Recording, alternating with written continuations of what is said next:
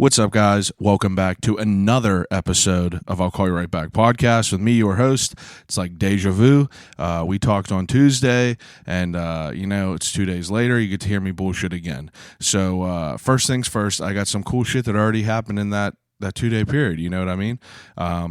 So a while ago, I had someone on named Ashley Courts, who is the owner of Black Forge Coffee House. Black Forge Coffee House is a coffee shop in Arlington, but they were growing, so they are opening a new shop in McKees Rocks, right on Chartiers Ave, and that's opening real soon. But last year they did a Kickstarter where they were trying to raise money to open this brand new, way bigger, I was there. It was so sick. It's just it's a music venue, coffee shop, art gallery, anything you want, really. It's just a space that you could be creative in. And part of the Kickstarter, they had a Kickstarter package where you pledge X amount of dollars and you get the opportunity to get your own coffee beans, and market them yourself, however you would want. So I was like, fuck it. I've always, I love coffee. I always wanted to have my own coffee, and I was like, I'll get these, maybe they'll let me have some say on how they roast it, you know what I mean? I didn't know. I thought I was just gonna roll up there and pick up 20-pound bags of coffee and throw a label on it, but I was wrong. So Ashley hit me up and she was like, hey, do you have a minute to come over and check out the roaster and roast your coffee? And I was like, oh, yeah, for sure. So, I pulled up to Black Forge's new spot. I got to see all around it. It's so sick, so big, so nice. It was like an old bank. Super cool, though. But Black Forge Shop on Instagram, check out their stuff. It's crazy. And the episode's fire, too. But so I get there, and there's this huge coffee roaster that is, it's taking up I don't even know how big, but it was big as fuck. It looked real crazy. There was a fucking laptop hooked up to it. It was I don't even know. It was just wild. There were buttons. I was like, whoa, this is crazy overwhelming.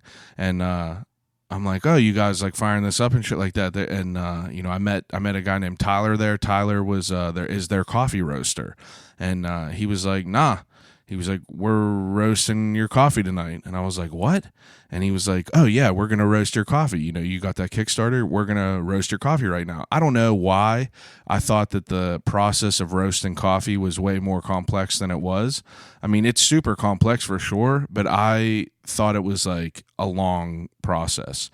But it wasn't. So I thought I was just going there to talk about what kind of coffee I might want to roast, but I fucking roasted coffee last night.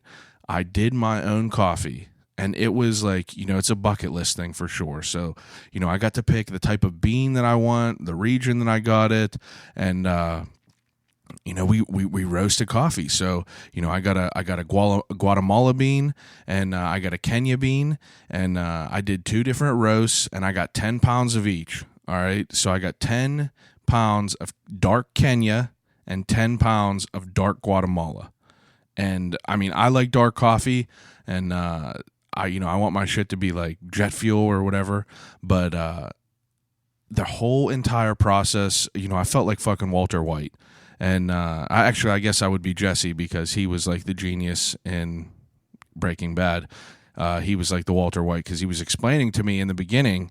He was I thought this dude was going to do it himself. He was like, nah, dude, pay attention. You're going to do this. And I was getting real scared.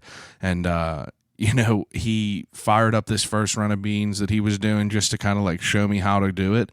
And, I was like, wow, this is fucking crazy. There's such a, it's so scientific, and it's so you can get so detailed. They had this fucking laptop hooked up that had grid charts that were going up, and it was insane. But basically, I'll shorten this process because I had to turn the AC off to do this intro, because I wanted it to sound nice and crispy for all yins. I'm sitting here sweating. But so you get these beans, and you wait for the coffee roaster to heat up to crazy heat, 450 plus, and then as soon as it gets to like 450 plus and it's there running for a while, you wait for it to go down a little bit, like around 400. You toss these beans in, and then these beans start like banging off the inside of this drum. And he was explaining to me that because like whenever they're hitting off the inside of this drum, you know, the energy is getting to the core of the bean, so the entire bean is getting exposed rather than just like the outside of it. And then like you know, there's this thing on the side called a tester that you just like pull out. It's this little thing that's like a little scoop you pull out, and it just has beans in there, so you could like get a good see of it.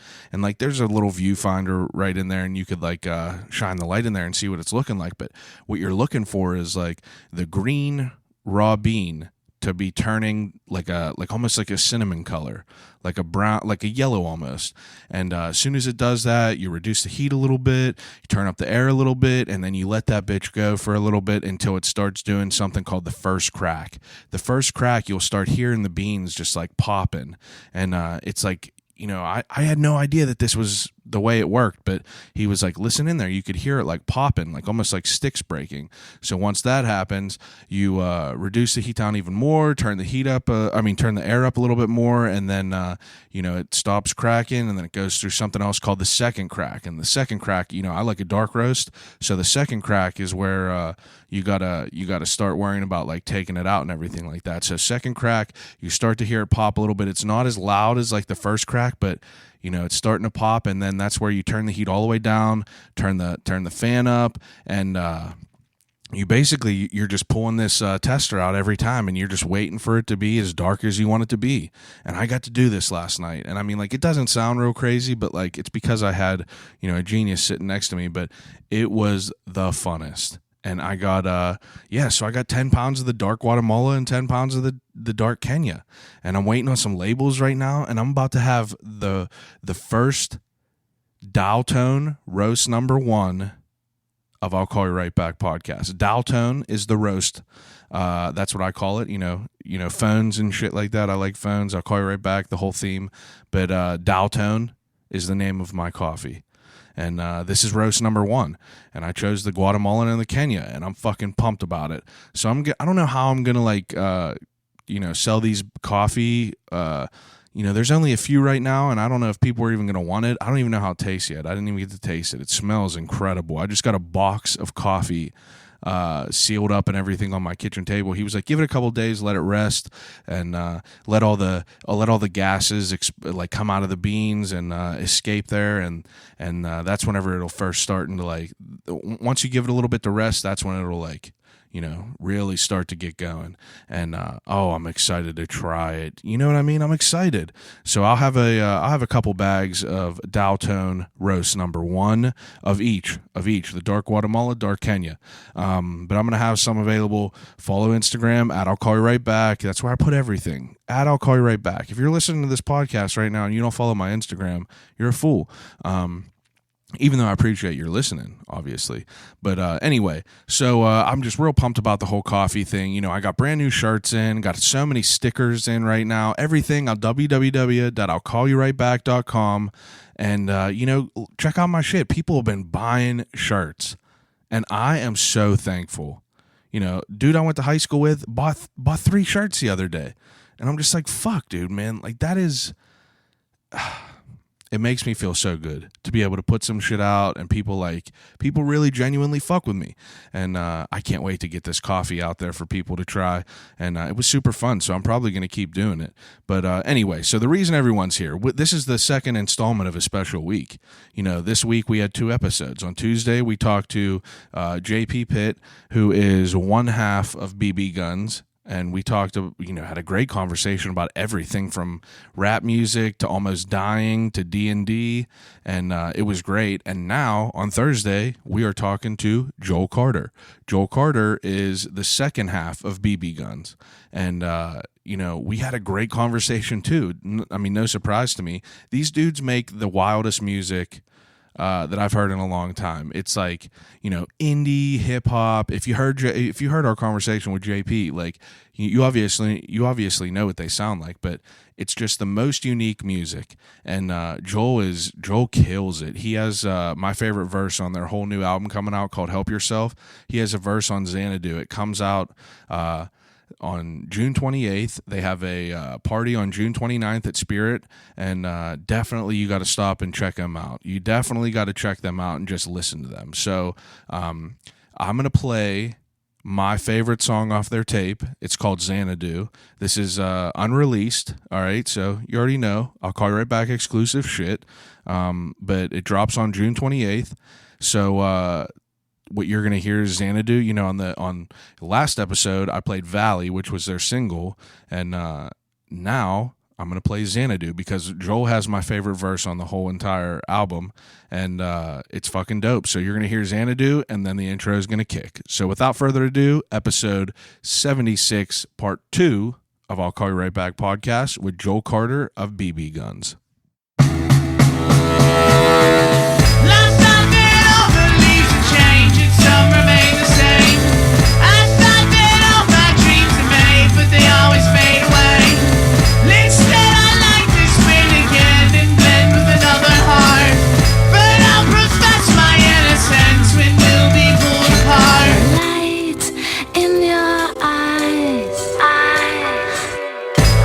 Bodega bagels on a park bench. Yeah, tomato basil in a dark blend. I greet the morning with my head high, red eyes from Chief and Sativa at my bedside. My mama told me she believed in the vision. That's all I needed to proceed on the mission. So now it's time to seize my position, and I don't need that permission to make it happen. Save the cabin for them yapping side bitches. Yeah, I can see you ain't as poppin' as your post boast. Big fish in a small pond, they want no smoke. But you take the bait when they claim it major plays. Gassing up the egos of these heroes is a dangerous game. I ain't a hater, make your papers be a hype beast, and ride the waves across your pages like the lights beat. I'll be with hype peach right into this tight beat. Get the people going in a moment for the right feet.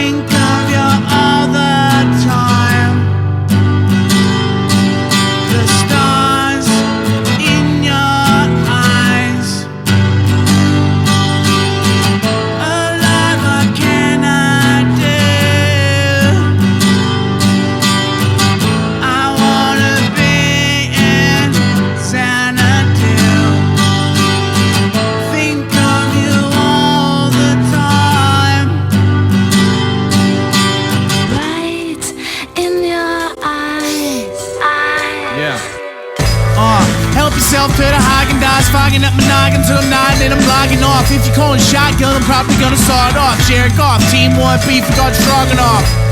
I'm doing better than my best. Hard to move on with a scarred letter on your chest. Let her use my sweater when I met her on the west. After she left, I still slept on the edge of the bed. The role model of the modeling, the kettle is metal. Then what do you call a cauldron? Never ever gonna settle for less than we all win. Putting everything on the table and tell them all in. Yeah, swallowed a bottle full of messages. I'm on the edge like I'm sitting on a precipice. Snow's cold when the seasonal depression hits. We the best at this until we make a mess of it. Light in your eyes.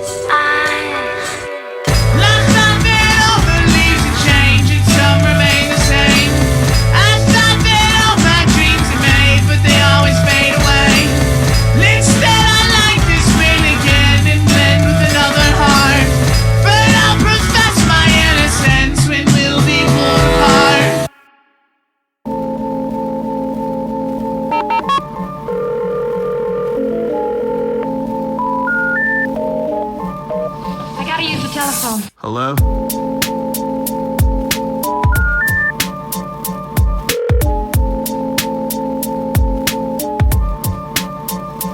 Telephone. I'll call you right back. Call you right back. Telephone. I'll Call You Right Back podcast. I have a window unit in mine, and I actually kind of don't turn my AC on all the time because sometimes I'm just like, you know what, I'm just going to go ahead and I'll live, and then I'll turn it on like before I go to bed. Yeah.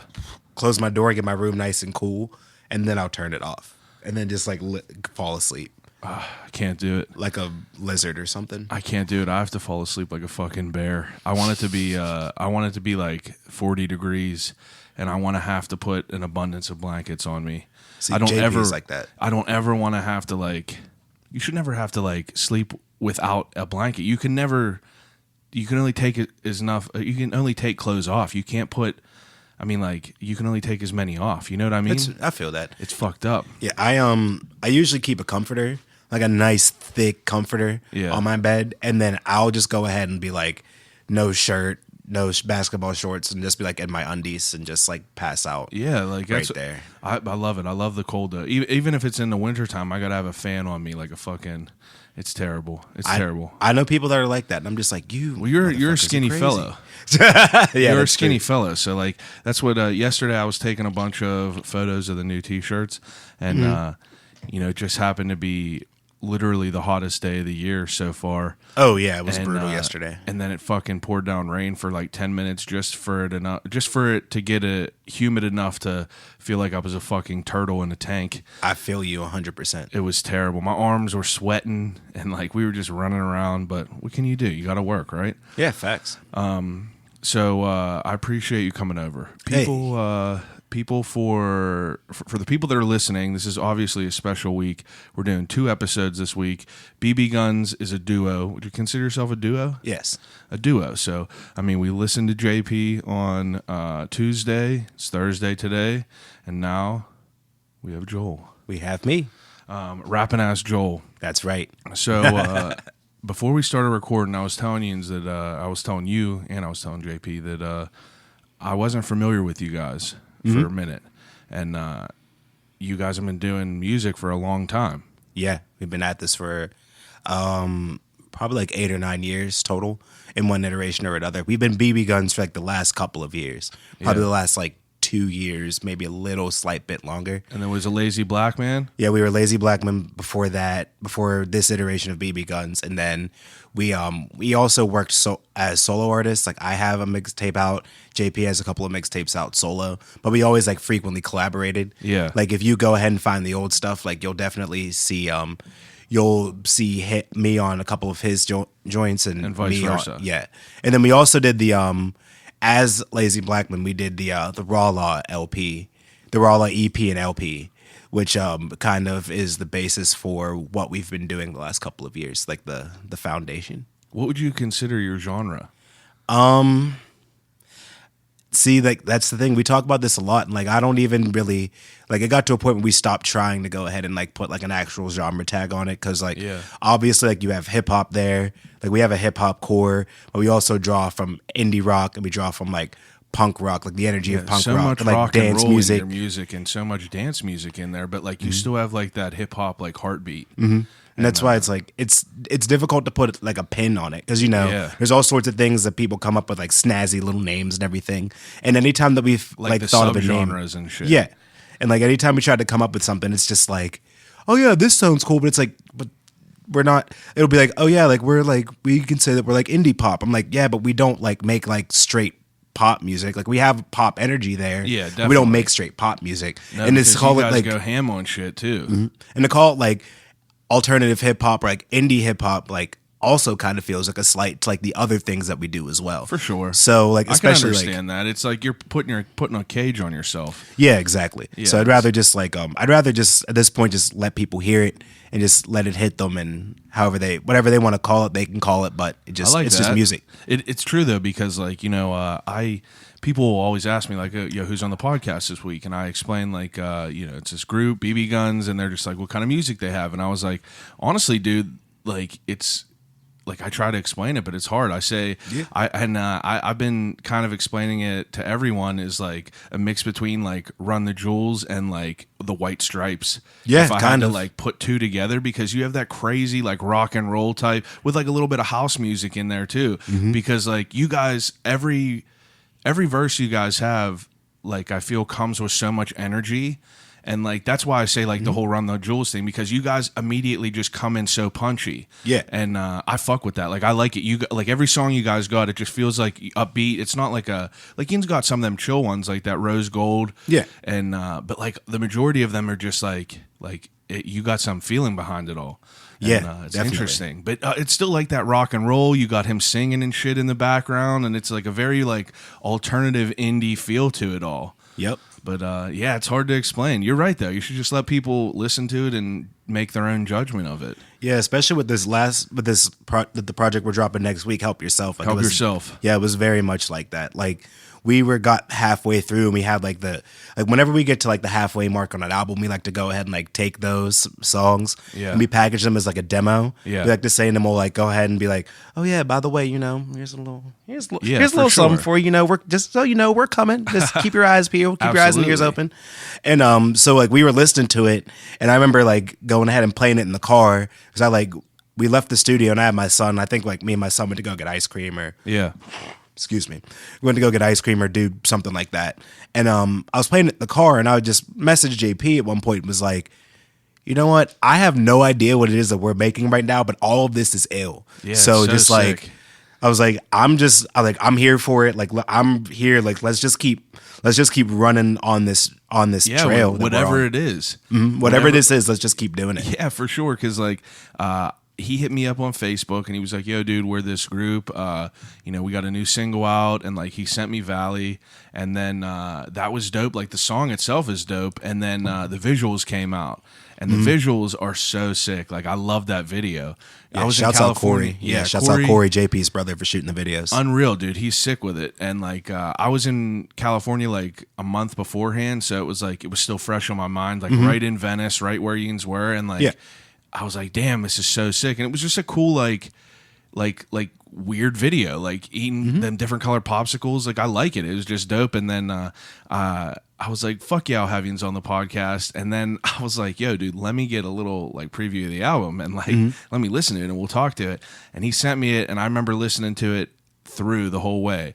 First song, Valley, and like obviously that comes out swinging. Like Yeah. that's a dope song. It's your single. And then I was like, where the fuck could this go? Because like I've listened to your old shit, like Thirst. Like I listened to all that, and like I dig all of it, but I feel like you guys have no. There's no leash on whatever yins do. Like I feel like I could hear any type of music with one of your tracks. So as it was going on, I was like, damn, this song's fucking dope. And then it would go to another one, and it just gradually like kept building up. Every song I was like, man, this song's sick. Like, let's see if the next one's like that. Let's see if the next one's like that. And I genuinely like all the tracks. Thank and you. I think they're super unique. Thank you. Like I was saying, Appreciate that Rose a lot. Gold is like that's like a chill song. And then you got Blister, and you guys are just fucking killing it. Thank you. Yeah, like that's like even going back to what we were talking about as far as like genres and stuff. Yeah. Like I always think of things. We had a conversation with our boy Sykes and Abby from the X a little while ago. Yeah. And we were talking about like 21 Pilots as like an example, because like 21 Pilots is getting played on the X, but it's not like typical X music. Yeah, it's not like Smashing Pumpkins. Yeah, like it's not like Smashing Pumpkins or like Disturbed or Yeah. you know, like the black T-shirt bands. You know what I for mean? sure. So like I was talking about that, and I think it's the same thing with us. Like whenever you go ahead and you look at the core, like it's like our music is like this big ball of stuff because we draw from so many different things, like Yeah. from like the things we write about to like where we get our sound from, da da da da da.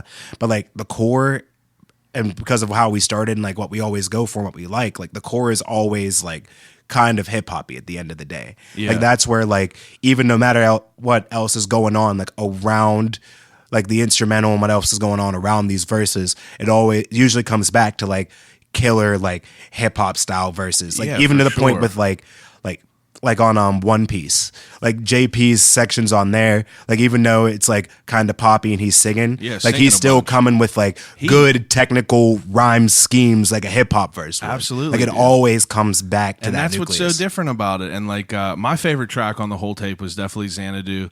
I Thank told you. him that, and that was my your verse. That was my favorite of all of it. Thank you, And thank you. I just like I like what you guys rap about. So like before we get into all this shit, Mm-hmm. I do an opening segment with all my guests. It's called "What's in the Cup."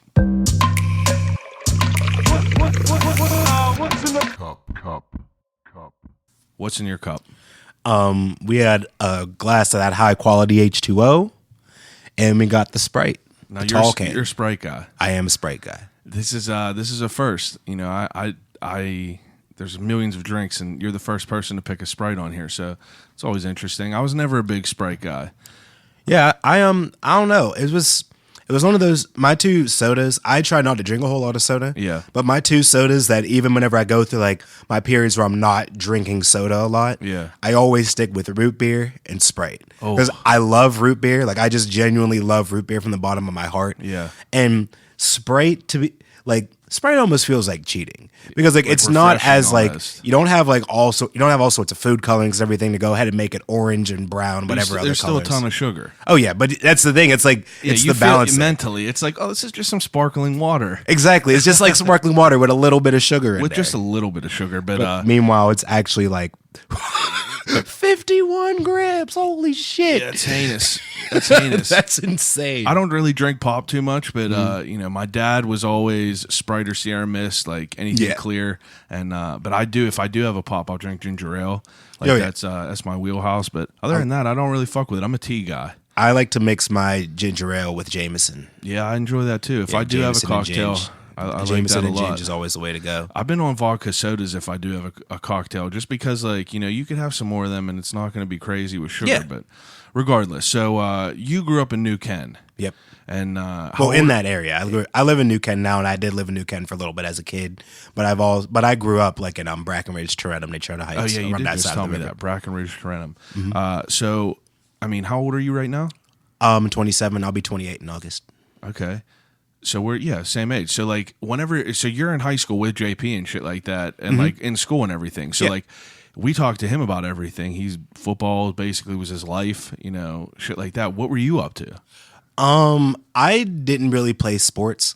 I was never like I like sports. Yeah. I like watching sports. I like getting out there. Like I like getting out there with the boys and shooting hoops or Yeah. going out on the field playing ball. My son plays deck hockey now. Yeah. So I've been like a parent coach with like his little kids team, and then I go and like help the older kids team and like jump in and help scrim with them. That's so dope. deck hockey's been kind of like my sports wave recently. But I really did. I was like, I have a black belt in Taekwondo. I did that Really? whenever I was a kid. Yeah. Holy I did that. shit! How long? I probably did that from like late elementary school, like 4th or 5th grade up until like 9th grade. Really? That's a good grip. And then I did, I was in scouts too. I was in scouts from the time I was in elementary school till early high school as well. Make it Eagle Scout. No, I got to 2nd class though. Okay. I couldn't swim. I still can't. I can swim now, but not very well. But I couldn't swim back then, so that kind of held me back. I was And I in really Boy tried to Scouts. vie for like, I'll do the hike, I'll do the bike ride, because those are other things that you could do to meet them. And they're like, no, man, you got to swim. And I was like, well, I guess I'm through with this. I'm gonna just go kick people instead. I loved Boy Scouts. Yeah, I loved it too. That was Had a blast. That was honestly probably like one of the biggest highlights of me being a kid.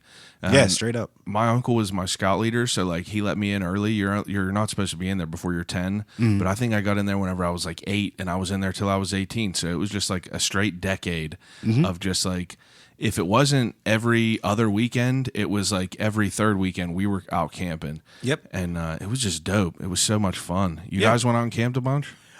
We didn't do like a whole lot of camping. Yeah. We did we always did the Boy Scouts always did an end of school year camp out. Yeah. So like literally like the day that school would get out, because obviously like all the troops are usually like in the same like school district. Yeah. So like it was like, okay, well, once the school is out that same day, we'll go ahead and we'll go out for the weekend and we'll go camping. Yeah, So we so always dope. did that. We did a winter.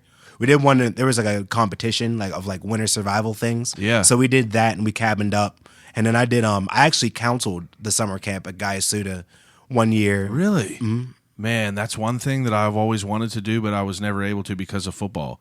Yeah, it was a lot. That was a lot of fun. We went to Heritage. Yeah, I was actually just out that way. We had a show out in that direction Yeah. last week or the week before, and whenever we were driving there, we actually drove past it. And I was like, Man. "Oh, so this is where this is." You never been in there? No, never. So that place was like, I mean, I probably went there 7 years in a row, and we always had the same campsite, and like we always had people think of Boy Scouts, they're like, you fucking nerds, but like we had like a super like everyone in there was super cool. Like we were fucking mischievous, like bringing like lighting shit on fire, just like anyone else would. But we made so much like fun out of all this shit, and it was just like staying a week in the woods, and you're just fucking sitting by a fire every night, just like going and like playing with knives and shit. It's like, what couldn't you like about that? Yeah, like what wouldn't your middle school riding horseback and shit like yeah, that? Like why wouldn't your Crazy middle shit. school self like love that? There's nothing not to love. We did even weird shit called like there was things called like the mall show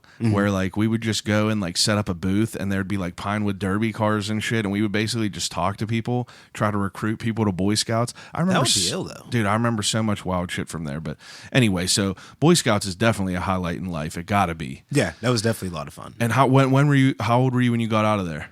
I was in 9th grade. Okay. So that was probably like I was 13 then. Yeah, I never remember how old you are in different grades. We were thinking about it the other day, and I was trying to think how old you are in 3rd grade. I never remember, but how old's your son? He's 4.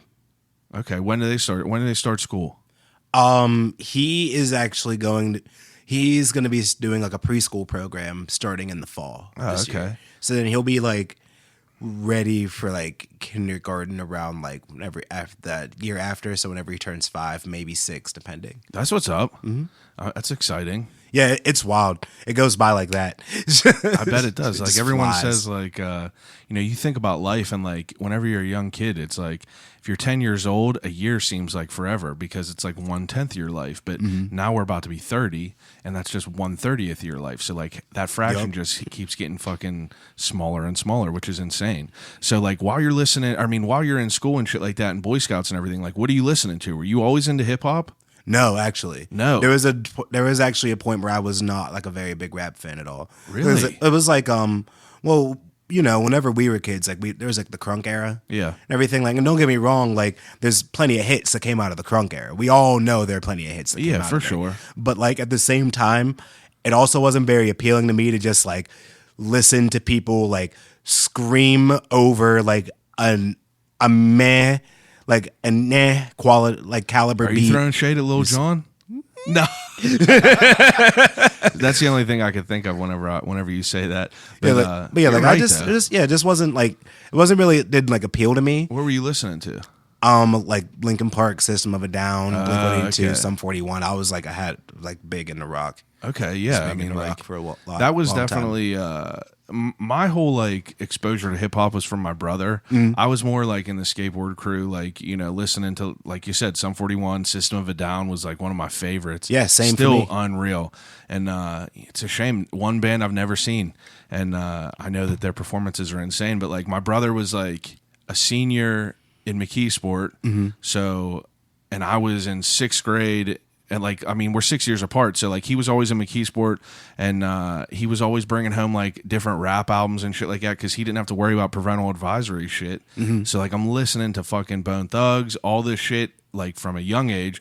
But like I'm also still listening to like, fucking Papa Roach, System of a Down, all this shit. And that was like, it was a wild time back in the day. Yeah, for sure. How'd you get your music taste?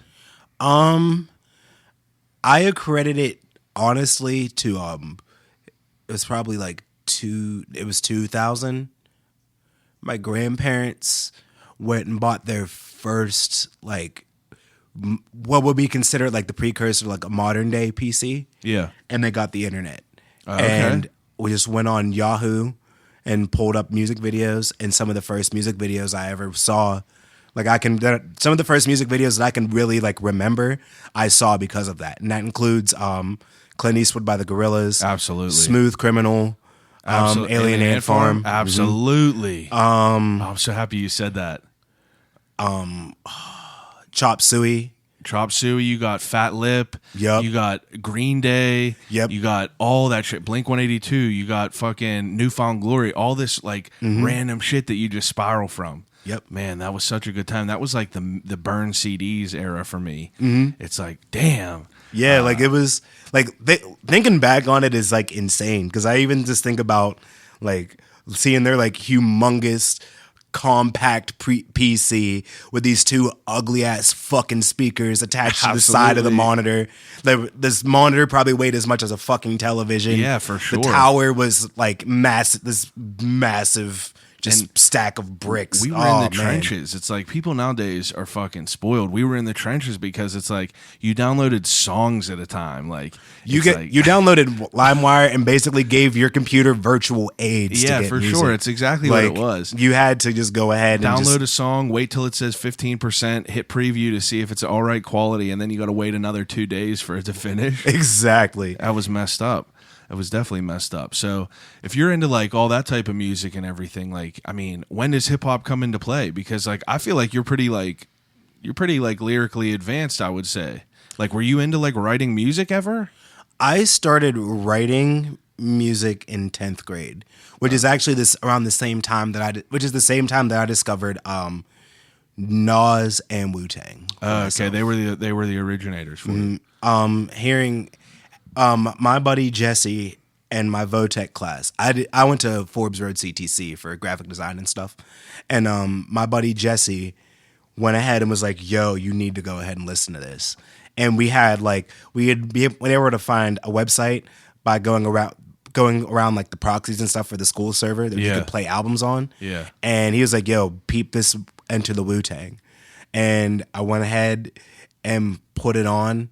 And from the first time I heard like the dusty ass drums and samples on Bring the Ruckus, like I was just like my 10th grade jaw just hit the floor. Yeah. Because these dudes were really like they were still talking about, like getting money, selling, doing whatever. Raw but as fuck, though. They did it in like such a unique and interesting way. Like the line, like the punches that they had, the references that they used. They just did it in such a unique way and had such a cool aesthetic that it just pulled me in. And then Illmatic is one of the greatest pieces of American music, period. Yeah. So that was just definitely, those are two pillars, I would say. Like those definitely get referenced in like, some of the greatest of all time, obviously. But sure. But I mean, like, if you're listening to Wu-Tang, like, are you listening to any hip hop before that at all?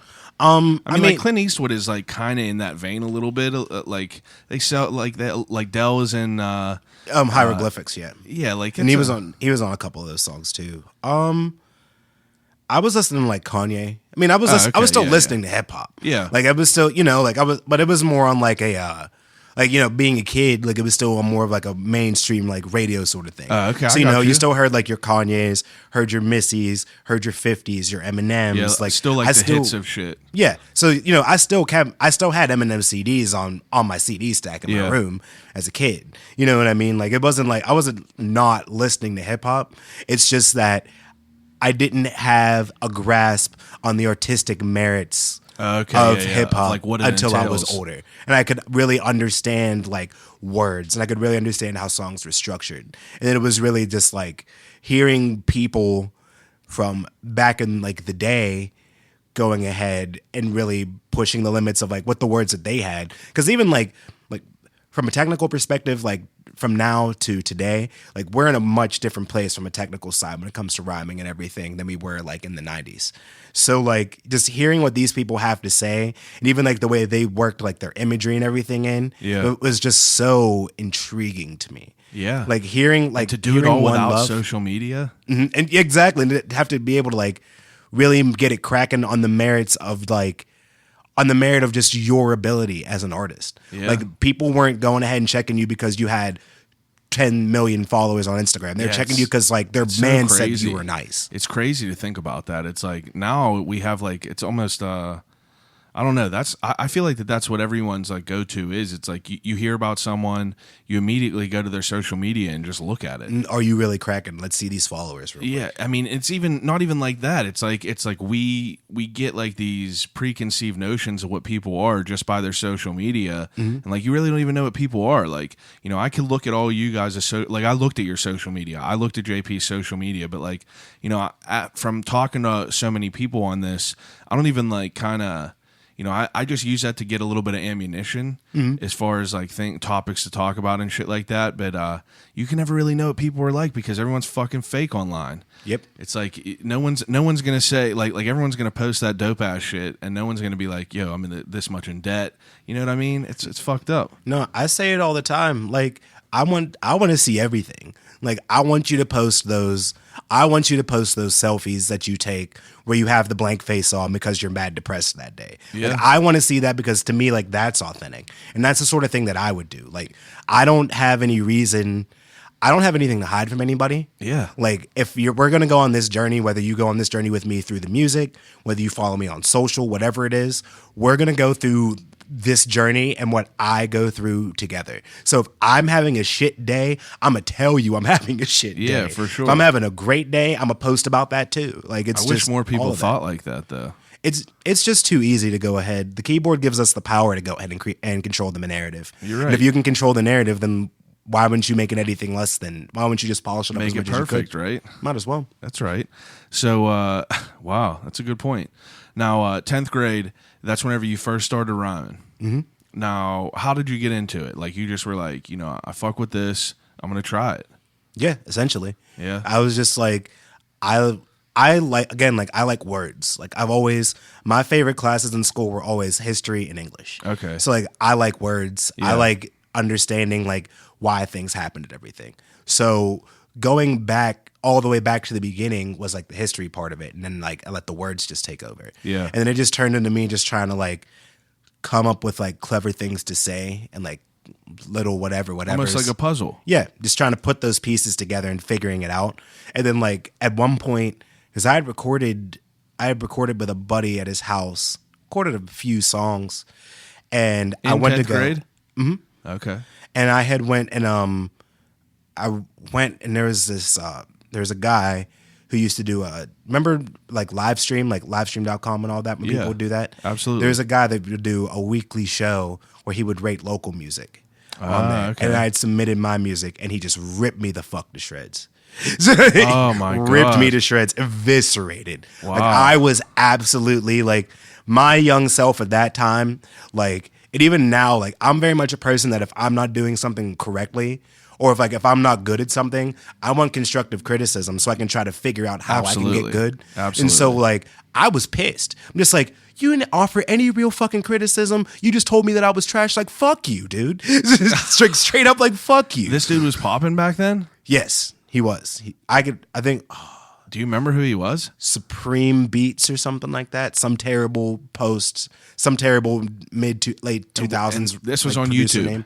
This was Or on the- like on the live Ustream or Livestream. One of those old okay, like yeah, streaming yeah. things. Man, that's wild. That's and- rough. But like after that happened, I actually went and took like a year and I didn't write a single rap. I put the pen and pad down. Yeah. And I would just listen to music. I would come home, I would download. This was probably a little bit past 10th grade by this point, actually. But I did have songs recorded in 10th grade, but this is probably a little bit past 10th grade, probably closer to me being a senior. Yeah. And I had I like took a year and I didn't write a rap.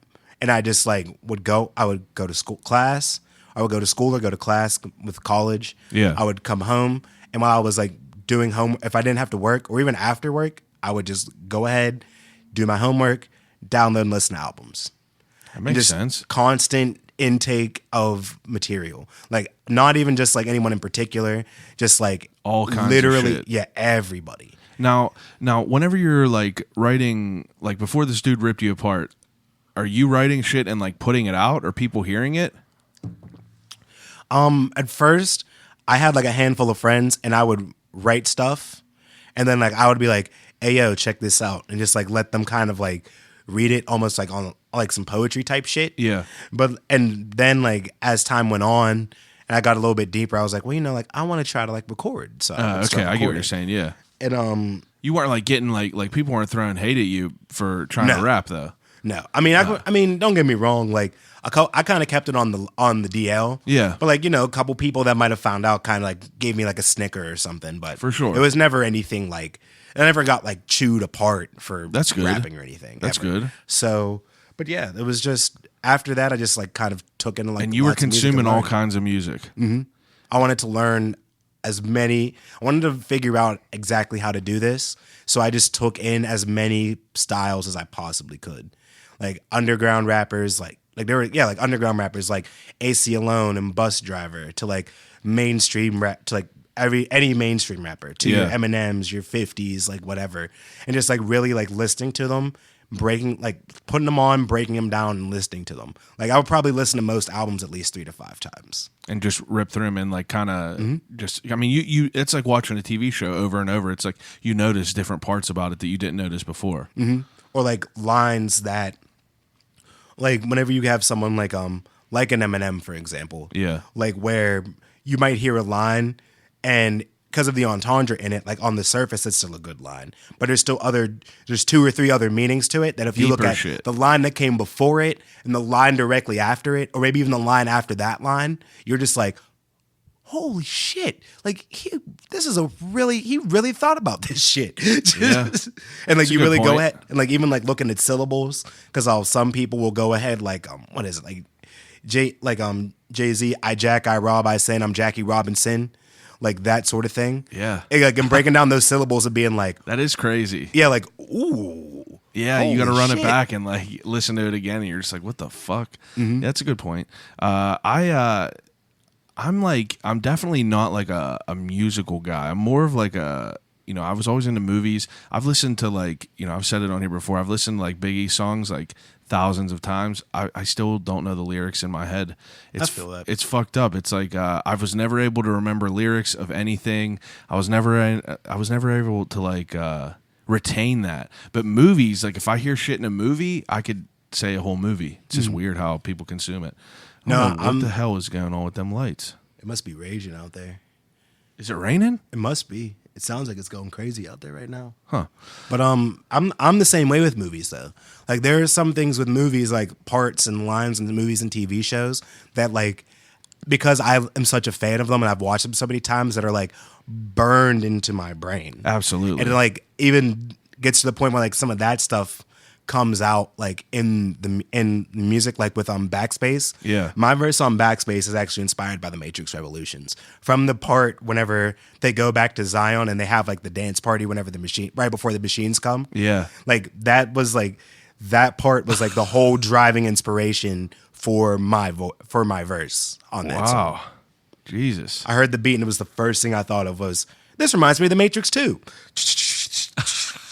And just got cracking. Now, are you like off the top or like write shit down? I'm a writer. Yeah? Yeah, I don't really freestyle very much. Like I'll do it like to myself, especially if I'm like coming up with a song to kind of like scat out ideas or flesh things out. Yeah. But I'm not really like let me hop on the mic, jump in this cipher and just like stream of consciousness, spit shit. Yeah. I mean, it's crazy the people that are like that. It's insane. It's insane to watch it. Like the other day I was watching I get lost in fucking, man, it really does sound crazy outside. Yeah, I get lost in Breakfast Club and like Sway and shit, like more Sway, because like he has like the five fingers of death. 5 fingers of death. But like I'll listen to like I think Tory Lanez was on, it wasn't on that one, but he was on something else, and like he went off for a grip, and I was just like, Jesus, like he's killing it. So many people, random ass people. Shia LaBeouf bodied that Shia Breakfast Club, LaBeouf killed it. He bodied that shit.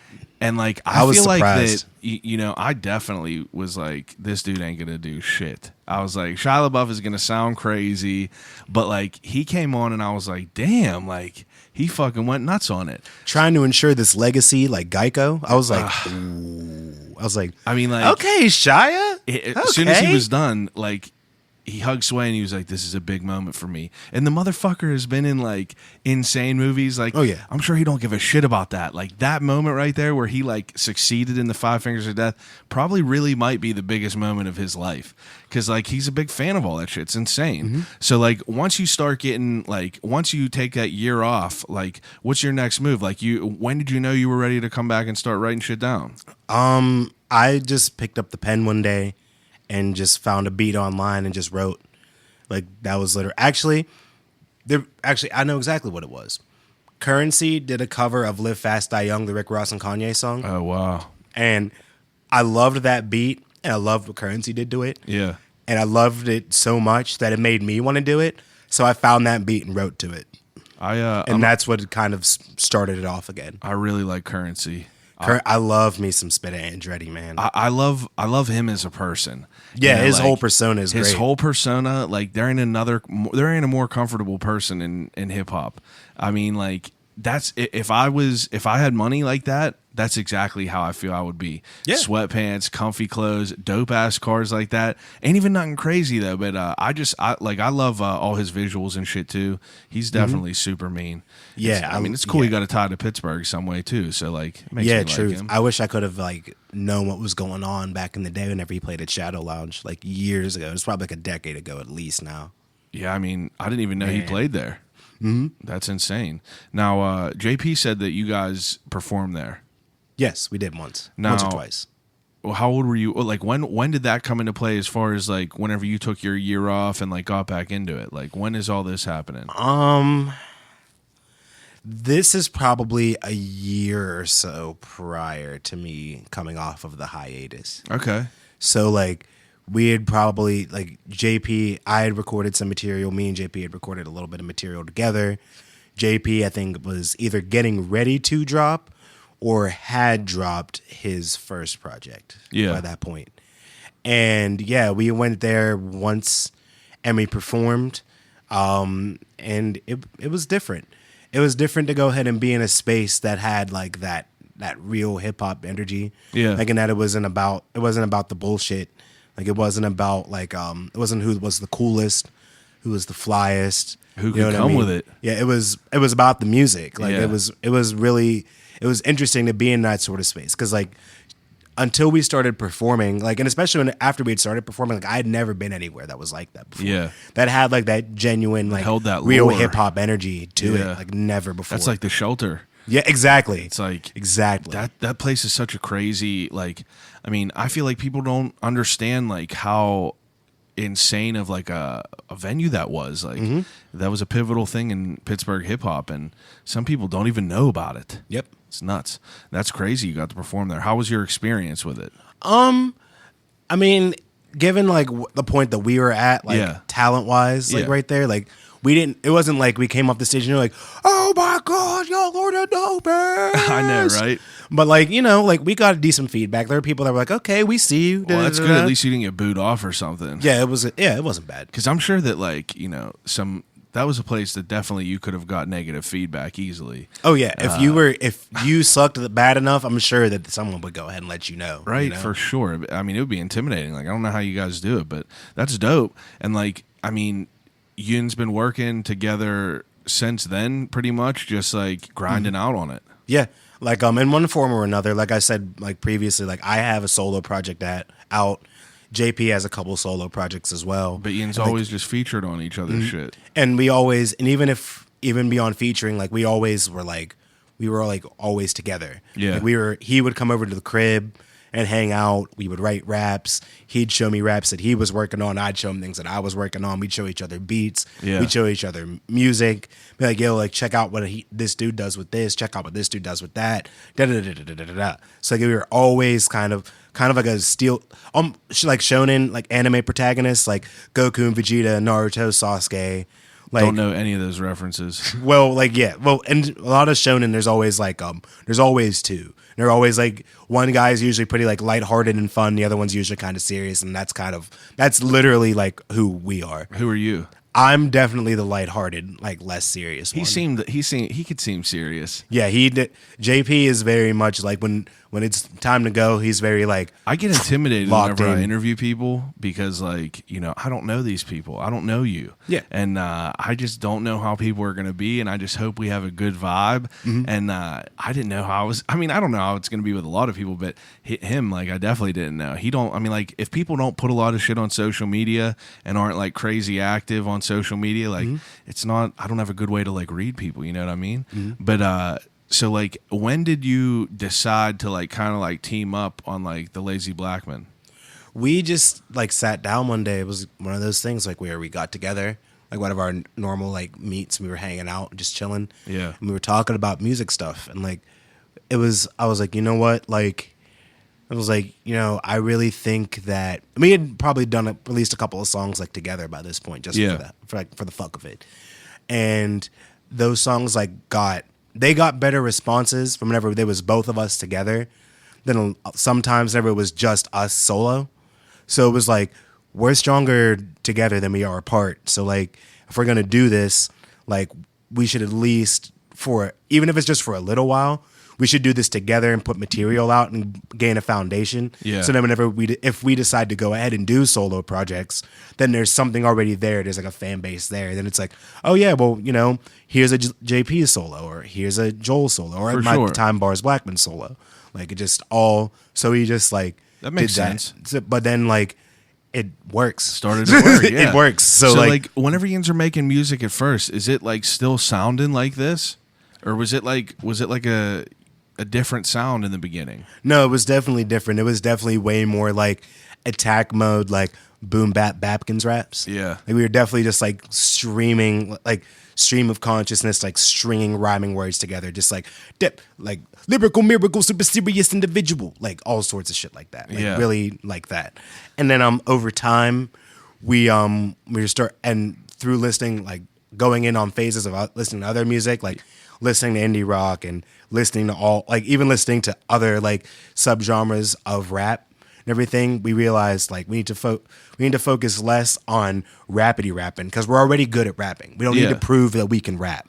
We need to make songs. Do something unique. We need to go ahead and focus on making songs, focus on like really crafting like songwriting abilities, crafting out a sound, and really like building something. And that's whenever we did like the Raw Law stuff as like the proto to like Thirst, because we were taking like these indie rock and Britpop songs from the 90s, finding sections on them, looping them, and then rapping over those. And while you're doing this, like, what was like what was the response to all this shit? Because it's definitely different. Yins are different. Like, did you have a good response in the beginning? Yeah. People were definitely just like, yo, I would have never thought that like someone would do some stuff like this. Like, and it's not that it hasn't been done before. Like, Lil Wayne was going ahead and doing like things that are similar to this, and did this with like Jason Mraz and shit, like in the mixtape era. So it wasn't like we reinvented the wheel musically or anything, but to go ahead and use like these like 90s, like some from like the 80s, like indie rock and Britpop songs as the canvas that we painted on is kind of like, wow, like this is really something different. It's familiar, Yeah. but it still is like something very, very different. It's also like, I mean, it's like, it's hard to like not be like bouncy, like whenever you're listening to your stuff, like it like brings you up, it feels like, you know what I mean? And I don't know, I like that. So I mean, you're doing this precursor to all this Thirst stuff. Are you still doing shows together? Yes. And we would hype man for each other. Okay. Do collaborative songs together. Whenever we had like enough like songs between the two of us, Yeah. that we could do like a little bit of a set, we would do sets together sometimes. Now, when was your first performance? Actually, the first performance for both of us was I don't know if you're familiar, but What If Studios What If Studios? in Springdale. Ian If, who owns and runs the studio, he used to throw house parties. Oh, didn't you say you guys? I was listening to Ian's on the Berg Boys. Ian said that Ian's pretty much recorded with them for Everything. Yeah, we Okay, recorded yeah. with Ian. I I heard recorded that, yeah. everything with Ian. He would do house parties at his old house, like once every like few months or so. Yeah. And he would have people go ahead and perform. He'd just be like, hey, if you want to perform, like send a track. If we like it, then we'll put you on. Or like even just like let us know if you want to perform. Like we have some slots, we'll put you on. So one of our very first show where we did like solo material and material together was at one of those house parties. What was that like? It was wild because it wasn't no like half stepping low whatever house party. Like motherfuckers used to turn out, Yeah, like some show American out. pop shit. Yeah, like it was like you're in his living room and there's literally just bodies everywhere. Yeah. People going all about. There's people in the room beside you going ahead bullshitting about something. There's people in the room in front of you BSing about something, and you have like your captive audience. For So sure. it was sort of like one of those things where you have to prove yourself by you have to prove yourself in the sense of garnering people's attention. Yeah, for sure. So it was definitely one of those things where you had to learn, like, one, you taught you like what sort of records you need to do in order to be able to rock in this sort of environment if it's what you want to do. You get some trial and error and real feedback. So you guys knew you were going to perform that night? Yeah, it was probably a couple weeks ahead of before that we got added on. How nervous were you? I was nervous as shit. I was shaking like a leaf. You had to be, right? Yeah, like the very first time, you don't want to get like booed out. You don't want to get like ran out of the place. Yeah, like forget shit. Like and the only like form of reference I have to all this is like I did stand up, and I've never in my life been more scared in my entire life, like of anything in the world. I've spoken in front of 200 people before, like never once have been so scared in my life. And it was people that I didn't know. I was telling fucking, dick jokes, and I was so critical of myself. I've never felt more scared in my life. I almost felt like I was in a puke, like fucking B Rabbit in 8 Mile. Yeah, I feel that. Like as soon as he was staring in that mirror, like whenever it was about to be my time to go up there, I was like, fuck, like this is kind of what it's like. And then I don't know, it was scary, but you ended up doing all right. Yeah, we did our thing. We had our 3-4 songs. We killed it. That's what's up. We killed it. It had to be a dope feeling. Yeah, it was just it was like jumping over like that first real hurdle. Oh, for sure. I mean? and realizing that like it's like taking a fall and realizing you ain't gonna get hurt. Yeah, it's exactly. Like you know that like shit's gonna be all right after that. Yeah. Because as soon as I got up on that stage and like started talking and like I was done with it, I was like, I'm fine with that. Like it's gonna be all right. Yep. But whenever you don't know about it, you're just like, fuck, this is gonna be terrible. And I just build shit up in my head. I just make it go bad. But what can you do? So performing shows and like what's the process of Yins being like, like let's do this full length? It really just we just both love this shit. Yeah. Like simple and plain, like we both love music, we love performing, we love creating. So it just really turned into like as you get older, it just turns into like, well, where are we gonna go with this? Because like whenever you're doing it, like whenever you're like in your early 20s, like you got college age, you have like you're just like, oh well, like I'm gonna just go ahead and do this, make these records. Like who cares? Like whatever. Yeah, I'm gonna just go ahead and have fun and make records. Like that's what it essentially boiled down to. And then like like you get older and life starts to happen. Like I had a son in 2015, so How old were you? I was 23. Okay. I was 23 whenever my son was born. I was in a pretty serious relationship, like not pretty serious. Like I was in a serious relationship with my son's mother. Like life happens. Yeah, for sure. And so like as life happens, things start to go ahead and become more important. Like I was ready to quit making music.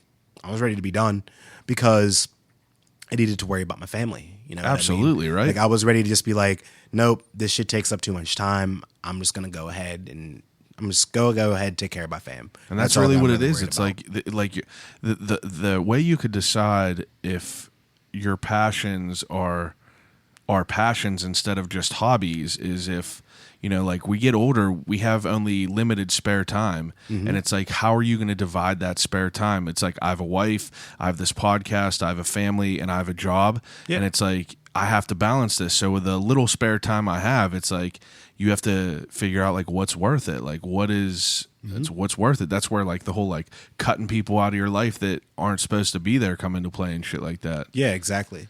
And like like it turns into that because I was ready to quit, and then it was like, well, I mean, we're working on this project. Like we were working on Raw Law at the time, around that time, and it was like, well, we got this project. Like let's just put this project out. Let's go ahead and do this and make this one, put it out, and then we'll see how we feel. And it's like sort of a similar thing that we go through most of the time. Is like let's put out this project. Let's go ahead, promo it, do the things that we're supposed to do with it, and then we'll like gauge how we feel, then we'll move from there. Yeah. And so like it was very much like that. So I mean, I'm sorry for interrupting you with shit. It's just it always just pops into my head, and I feel like I have to ask it. But it's while you're doing this and like you're putting out this beginning of this music and everything, as far as like building up a fan base, like I mean, I referenced this with JP. It's like you have people like Moma who has been in this for a grip, who has unreal talent with all this shit, but still doesn't have as big of a following as like some trap rapper or something that like could get one hot song.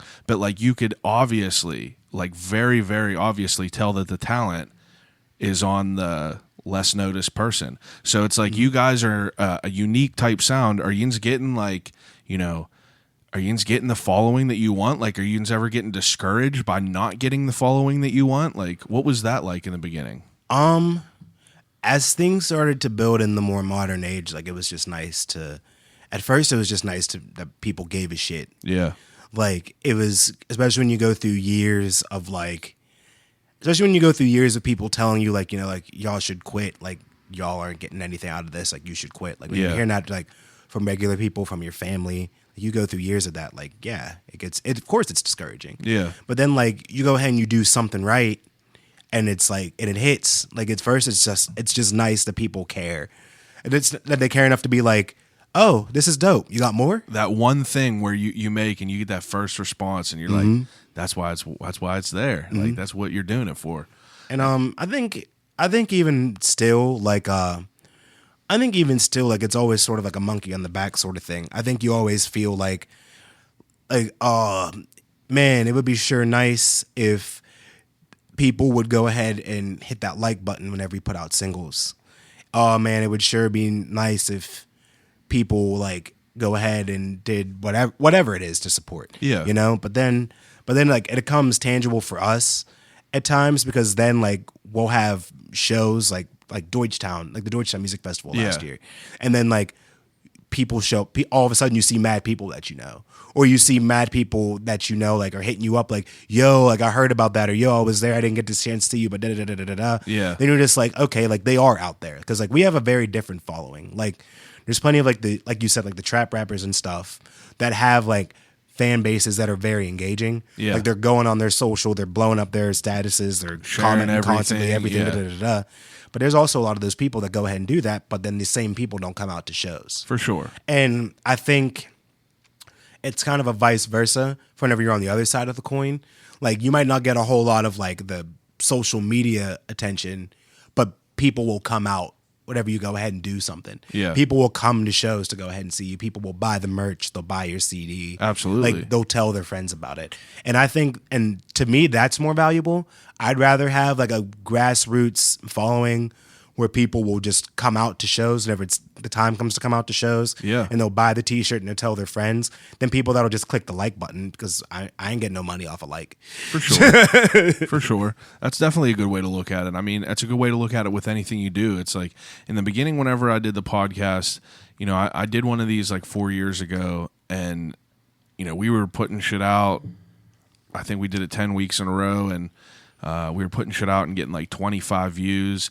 And like, you know, years ago, I was like, what the fuck? Like, why aren't I getting, you know, more of these views? Because like, you know, I love Joe Rogan and I'm listening to all these people that are, you know, I was one of them weird fans that just like sought out and like did all the, you know, I always liked everything. I always did everything like that. Yeah. And I was like, man, why ain't this shit going like that? And as soon as I like abandoned that with this new one, like I understood it. I understood that there's so many people doing so many different things.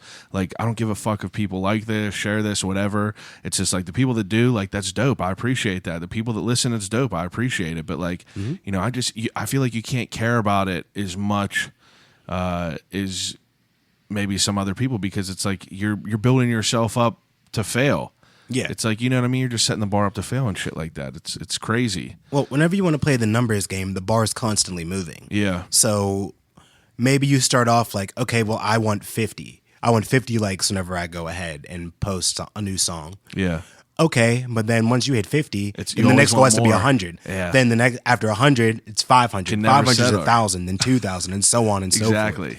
So like, whenever you think about it from like, whenever you play it like as a numbers game, you're fucking yourself. Yeah, because as soon as like, you're chasing that what dragon. happens? Yeah, like what happens whenever you go ahead and you post a single that like, maybe this is the one out of all these ones that you drop that isn't that hot, and you go ahead, instead of getting 10,000 like you wanted, you get 7. Yeah. Like, are you just going to be pissed? Like, 7,000 is still a respectable fucking number. Yeah, for like, sure. And I think about the same thing, like, whenever it comes to, like, likes and stuff that we get. Like, I'm just happy that, again, like, that y'all give enough of a fuck to pay attention. Listen and shit like that. Yeah, like, I'm just happy that you care enough. Yeah, I mean, that's a good way to look at it, dude. Like, that's how That's how a lot of people should look at it. I mean, it's interesting to think about, though, because it's like, me being on the other side of this microphone, like I play devil's advocate with all kinds of shit because like that's my job. It's like I ask people questions because I want to know their thought process. And it's like whenever I think of people doing music and shit like that, being able to like,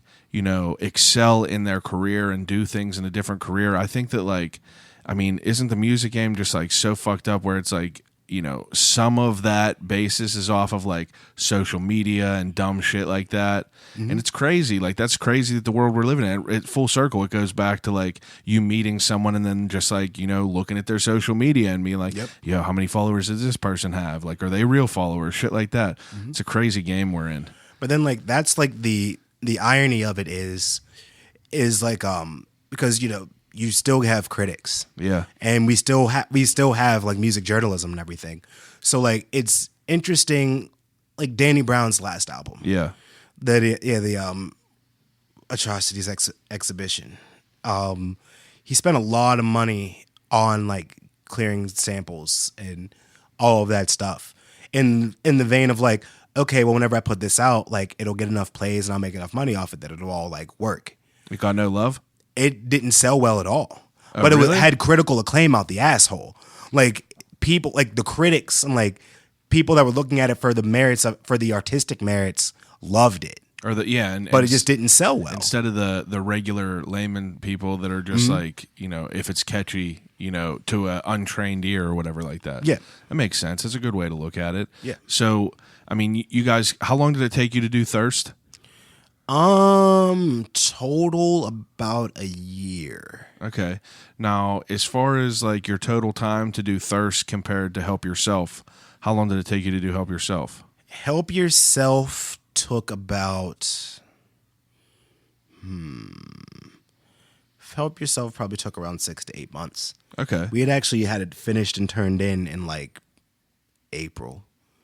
So like it's been done. Like it's been done since like had been done since like March, but we had turned it into the label until like April. Yeah. So like it's been done for a while. We've had it bumping it for a while. Now, whenever yins are making this music, so like if you have a first song, I've always been curious about this as far as musicians, because like you'll hear some people that are musicians like release a song and be like, oh yeah, I've had this for like a couple years. It's just like I finally just like put it out there. It's like, do you ever lose any of the like, what's the right word? Is there any like any of the oomph ever lost? Like whenever you do a song and you sit on it for like 8 months or something like that, and like then you put it out, like do you guys ever like lose any like novelty of it all, or is it always just like that's my creativity, like it's always going to be dope there? You know what I'm saying? Kind of. I feel like I did bad understand. I feel like I did bad explaining. No, it. I think I get what you mean. I mean, obviously, just like anything else, like you get tired of hearing the same shit after a while. Like, if you've been sitting on a song or sitting on an album and you haven't had a chance to like, it's like just you and your homies. Yeah. And you're like listening to it so you can like find, especially whenever you like just finish it, because you're listening to it for like things that you can revise, things that need to be changed, like da-da-da-da-da-da. Like eventually it's just like, like I'm just tired of hearing this. So you like step away from it for a little bit. But I know me, like whenever, like I won't listen to Thirst for like a couple of days, just like cleanse my audio palette of it. Yeah. But then I'll be like, fuck, dude, this is dope. Like I'll come back to it, like, this a is little still bit, dope. and then you go back onto it. Yeah, that makes sense. Are you guys super critical as far as like, you make a track and then like you listen to it like weeks later, and then you're like, oh, we got to change something like that. Like, oh yeah, absolutely. I bet. I feel like I would definitely be like that if I was creating music. Yeah, you have to. You have to, regardless of what craft that you get into. Yeah. Because those are the sort of things that you can take time and notice, and that you can learn, so that you can know how to improve them. Like you want to put out the best product possible, All them little inches just add up to a mile at the end. Yeah, exactly. That's how I think about it. And like there's like small things, like sometimes like it's like the volume on a part. Yeah. Like it's like, oh, this is a little bit too loud. And like it might just be like a hair. Yeah. And like, to the untrained ear. Yeah, for sure. Like it probably wouldn't matter. If it's hot.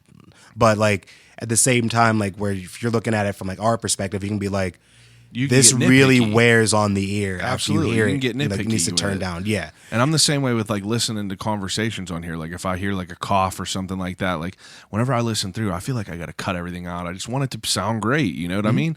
Any profession that you're in or any like thing you're doing, it's like you have to be like that. It's the only thing that's going to step you aside from the people that are just like shortcutting it. Yeah, that's all part of being a craftsperson, like really being meticulous like that. Yeah. Are you a fast writer? It depends.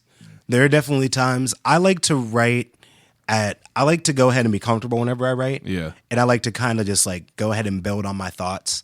Like there are times where I can you've heard the album already. Like How long with, did it take you to write Xanadu? not long. Because I feel like that Didn't take was very just long. like something that just like kind of poured out that fit together.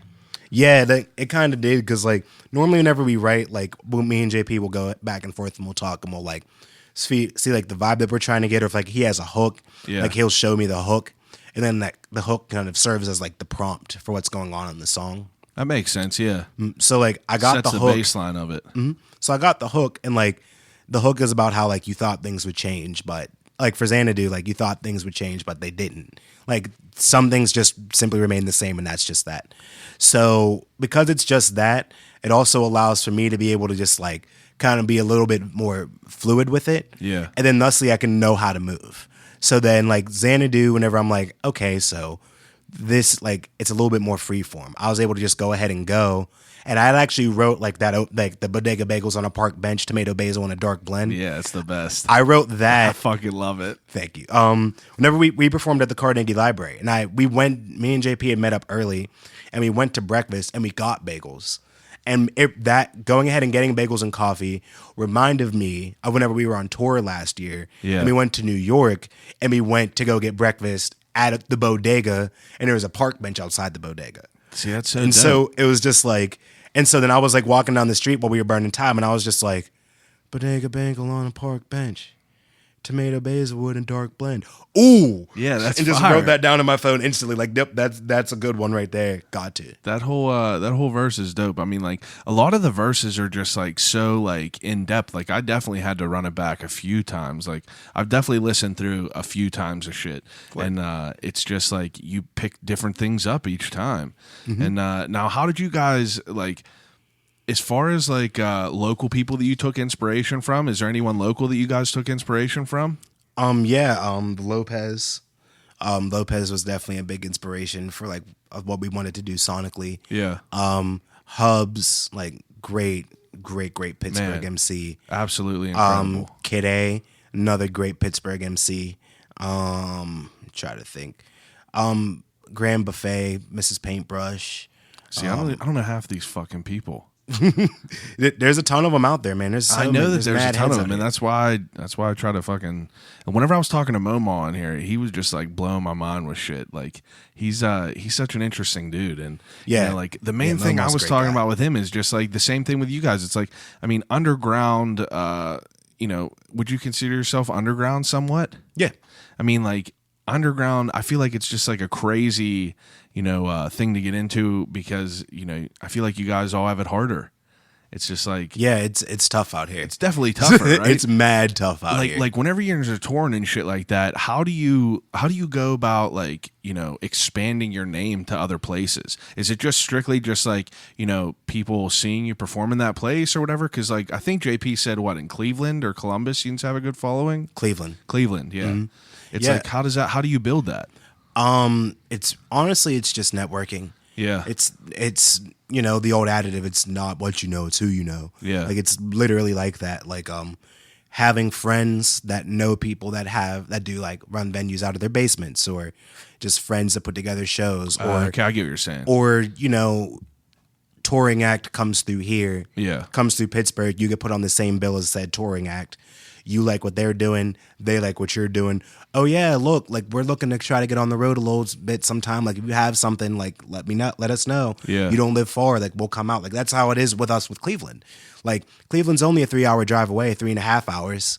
Like it's nothing to go ahead, like get off work and drive up to Cleveland to go Yeah, do a show real absolutely. quick. And even drive home if you want to. Yeah, for sure. And like that's just what it turns into. It's just a lot of networking, like putting yourself out there and then just like going and also giving it like your all. Yeah. Like don't just give it like don't just go ahead just because you might go somewhere else to, I don't know, someone's basement in fucking Connecticut somewhere, for example. Put 100 into it. Yeah, like just because there might not be a ton of people there, but make sure that you kill it. Yeah. Because then the people that are there that might also be that are from that scene, that might be from other places because they're a touring act also coming through. Yeah. They will see that and then they will want to go ahead and give you some juice. That's the whenever right mentality. That's the right mentality to have. You got to have that mentality. We said it on Berg. I said it on Berg Boys. Every show is Game 7.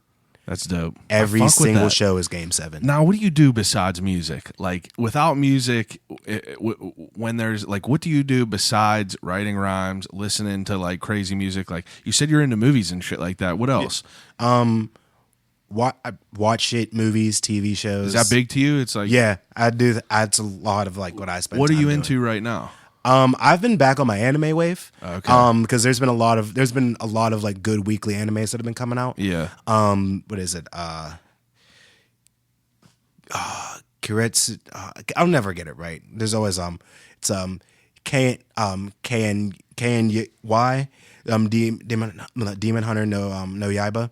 That's a good weekly. It's a new one. It's a good weekly that's coming out. Where do you watch that at? That comes on Hulu. A lot of stuff there's a lot of stuff like I go online and like watch other stuff too from like different sites that host shit. Yeah. But I watch a lot of stuff on Hulu. So it's that Attack on Titan season 3, which has been excellent. So I was talking to JP. I So was like, good. I was never into Attack on Titan. I mean, I was never into like anime ever. And I told him, I was like, the first one I watched was Attack on Titan, and he was like, that's such a good one to start on. Yeah, that's an excellent starting point. And like that was fucked up. Like Attack on Titan is crazy. And I feel like if like the Japanese artwork and shit like that was just like, it wasn't like, I was never like, it never appealed to me. That's why I didn't like Pokemon and shit. I feel you. It's just like, it wasn't my wheelhouse, but like, I never had a problem with subtitles or anything. And I really liked Attack on Titan. And he was telling me all kinds of other crazy shit. So you're into Attack on Titan and shit. Do you play Magic? Yes. Okay, so Yes, that's what I was saying. Like me and JP got it. We both played football our entire lives, pretty much. We both enjoyed Magic the Gathering. Yep. And we ended up hitting some main veins there. So I mean, now as far as actually, I'll wait till the end because I do an ending segment. I was gonna ask you about movies, but okay. We'll wait until the end for that. Okay. So if you're watching anime and shit like that, like what else? Like where are you taking a lot of your inspiration from for music? Because I hear I hear like movie inspiration in there. I hear like different other music inspiration. Like I feel like you just take it from everywhere. Yeah, it's just really being a sponge of culture in general. Yeah. Just like I definitely draw from personal experiences. Like Thirst especially, like I do on this one as well, but like Thirst especially, like I was going through a breakup. Yeah. So like I drew on a lot of that for a lot of those verses. But still like movies, other music, TV shows, life experiences, stories that people tell you, what happened to you in the course of your day, just various things. Like it's no real, a sponge it's not of culture. one vein. Yeah, like just that. being a culture sponge. That's good. Being willing to just sit down, being willing to go places that you wouldn't normally go, listen to things and watch things you wouldn't normally watch, and just like putting yourself in those uncomfortable positions is the key. That's dope. So what's the next move for all this shit? You got the album Help Yourself is dropping on the 28th. Yep. You got the next week album release party with Spills, Mars Jackson. Who else is on there? I know there's Silver a bunch Car Crash, Swamp Walk, and C. Scott will be spinning records as well. And that is going to be at Spirit. Yep, on the 29th. Buy tickets at the door. Yep.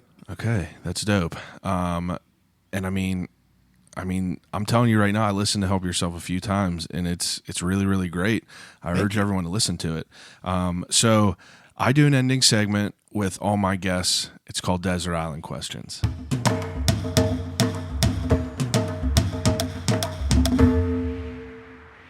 Okay. I'm excited all the time whenever I play this with people, especially people that like movies and shit. So Desert Island Questions is a game I play with all my guests. I give each guest 3 categories, and I give them 3 choices for each category to take them on a desert island to basically use over and over and over again until you die. So the first category is things to watch on a desert island. And whenever I say things to watch, you could pick whole movie series, whole TV series, whole anime series, whatever you want. Or you can get super, you can pick one certain thing if you want, whatever you want. If I could pick 3 things to watch, I would take the Lord of the Rings trilogy. Oh yeah, you like Lord of the Rings? Love Lord of the Rings. I prefer Lord of the Rings to Star Wars all day, personally. Oh, I could definitely see how Lord of the Rings, yeah, for sure. Because like Star Wars is dope because I think it holds a nostalgic factor. If it came out now, I feel like people wouldn't fuck with it as much. But if Lord of the Rings still came out now, people would fuck with it even heavier. Oh yeah, it would still be super lit. Even heavier. That's why I've they're only making a watched TV them show. only a couple times. I think I've watched all of them. I've maybe only once. I've probably watched a couple twice, but I've watched them all dozens of times. I should get into them again because they were fantastic. Yeah, watch them. Those are 3 of my favorites. I would definitely encourage people to go ahead and watch those if you're ever That's a good. if you're ever bored and just want something to watch, watch Frodo Baggins struggle to go to Mount Doom. That's a good choice for sure. You got a lot of content there too. I would pick an anime series also as my second choice. I'll pick Yu Yu Hakusho. To me, in my opinion, that is one of, if not the best shonen anime like ever made. What's it about? It's about this kid named Yusuke Urameshi who in the first episode of the show actually dies whenever he's trying to save a kid who ran out into the street to go get a ball. He pushes the kid out of the way, he gets hit by the car, he dies. Okay. So the first 5 episodes of the show is him as his spirit trying to show that he's worth being saved and being given a second chance at life. Wow. Which he does succeed at, and then he becomes what's called a spirit detective. So then he goes and he has some powers and he goes and he just fights demons. Jeez. Busts up all sorts of shit. Yeah. Say it again. Yu Yu Hakusho. YUYUHAKUSHO. Wow. Yuga Hakusho. It's really good. It's Okay. a good one. I would take that because that one never gets old. And then, what else would I take with me? I don't know. They're good questions. Yeah, this is a very good question. I'd probably end up taking another movie or something with me. You know what? I'm taking Batman Forever. Okay, that's a Taking good one. Batman Forever with me. That's my favorite Batman movie. That's a good my one. second favorite Batman movie. What's the first one? Dark Knight. Yeah, Dark Knight. I don't understand. It's a great film. It's just great as a film. Dark Knight is absolutely, I don't know. Some people say that, some people say Bane is a better character than the Joker, but I just don't see it. I think whoever is saying that smokes crack. That's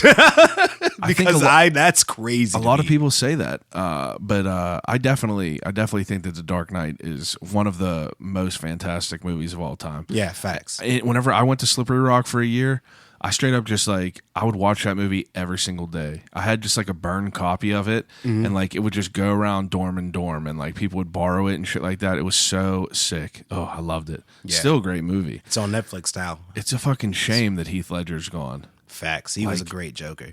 I mean, No one will ever be able actor, to- a great actor in general. All his Oh, yeah, he movies has were just heat. wild. Knight's Tale. Great movie. Oh my god, A Knight's Tale is so good. That's a fire flick. That's a slept-on movie for sure. 10 Things I Hate About You. another good That's one. a good one. All right. So the second category is thing. Do you read? Yes. Okay, so 3 things to read. I would take a copy of Jay-Z's Decoded, which I actually found my original copy today. Okay. Whenever I was rummaging through my attic. There you go. So I would take that with me.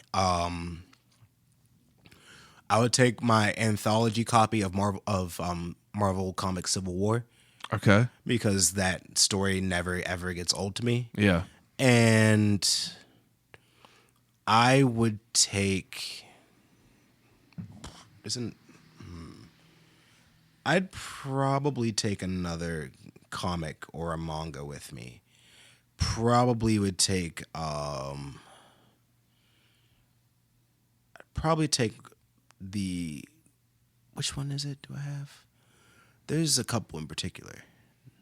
I would take the the Rurouni Kenshin manga copies that I have with me. Okay. That's another one of the all-time great shonen anime, in my opinion. I've never read I've only read a few. I was never real big into comics, but like I've only read a few where I got into it. It's like that Batman Hush. You ever read that? Yes. My buddy made me read that. I thought that was dope. Watchmen was sick. But I would like it more. I just got to get into it a little bit more. Yeah, I find it easier. Like I don't buy weekly comic books. Like that's a commitment. Yeah, commitment. But I find it easier to go ahead and get like the anthology books. Absolutely. Because you can get like especially if there's like a particular storyline that you want to get into. Yeah. Usually you can go ahead and spend a little bit of money and get like a nice copy, hard copy, hard copy with all of the comics. My boy Billy, it's great. Is committed to The Walking Dead. He's been weekly. Oh, wow. He's an animal, but he's current on it all. He fucks with it. I stopped watching it way long ago.